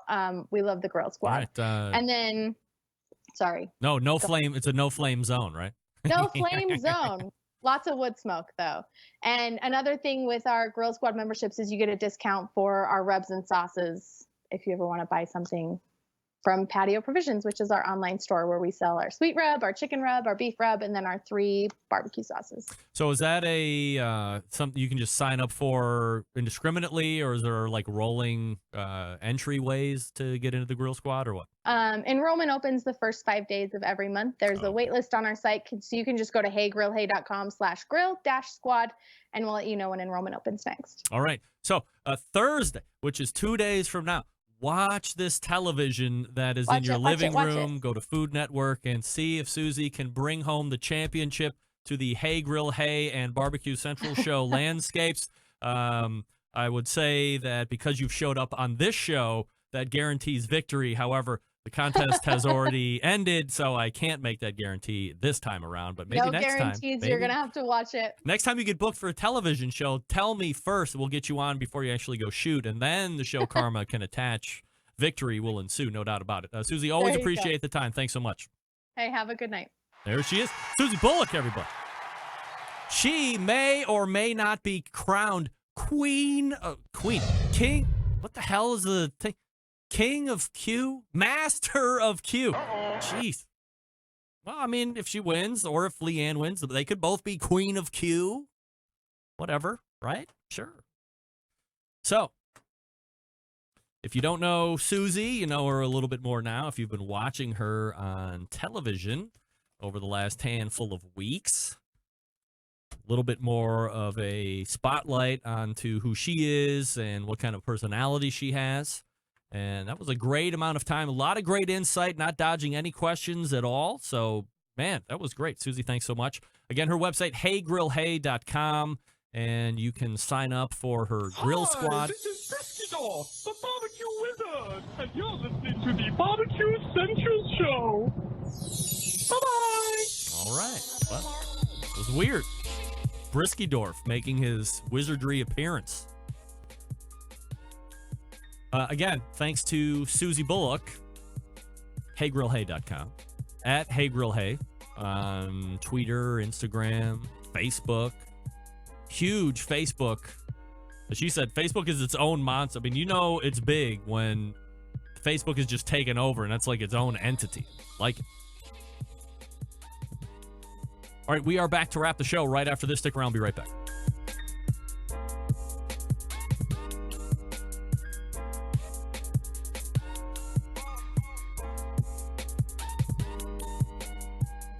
Whole packers, full racks, legs and thighs, injecting butts. If you've never heard this before, you might think you found the best XXX show ever.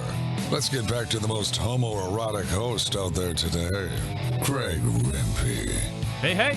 We are back. This portion of the show being brought to you by The Smoke Sheet. It's a free weekly newsletter that keeps you in the know on everything happening in the world of barbecue, including top news, events, recipes, and more. Started by Ryan Cooper, a.k.a. Barbecue Tourist, and Sean Ludwig, a.k.a. NYC BBQ. Both of them traveling around the country to find the best barbecue and then report it. You can sign up for the newsletter and see the full events on their barbecue calendar at bbqnewsletter.com. That's bbqnewsletter.com, a great all-in-one resource covering the live fire industry. I signed up. You sign up. I signed up. You sign up.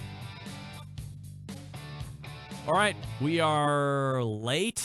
Did I end it like that? That was some of the worst audio editing I've ever done. What the hell? Maybe I hit a button that screwed it all up. I don't know. All right, let's make tracks all the way. Okay, coming in hot. All the way back in the first hour, Stephen Raichlen, barbecuebible.com. Project Fire is on television on PBS as well right now. New cruise ship doings coming in February. He'll be setting sail. He'll be giving a kind of barbecue university on the water, if it were. We also talked with Robyn Lindars, the Grill Girl, grillgirl.com, her website, at Grill Girl Robyn on Instagram if you want to give her a follow. Talked about a budding recipe in the works for Iguana. She ate wild boar and said it was succulent. There's an alligator in her back canal. Will we see any alligator recipes, Robyn? Maybe, maybe not.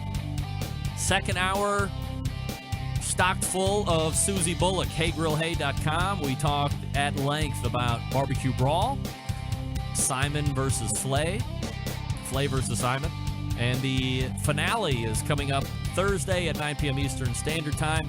You will see Susie on Team Simon and Leanne on Team Flay, and they will go at it whole hog to start. Plenty of Sidewinder competitions will be filled in as well, according to the promo.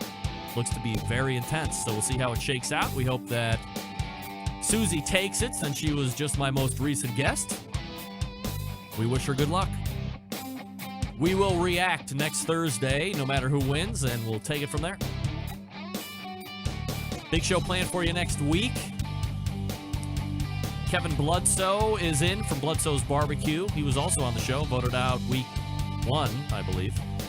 And we also have the 4th Tuesday of the month, which is the Embedded Correspondence segment, so I'm sure we'll be talking about that as well. September 11th, 2001, I will never forget. Until next Tuesday at 9 p.m. Eastern, this is your program host and proud U.S. American, Greg Rempe. Good night now.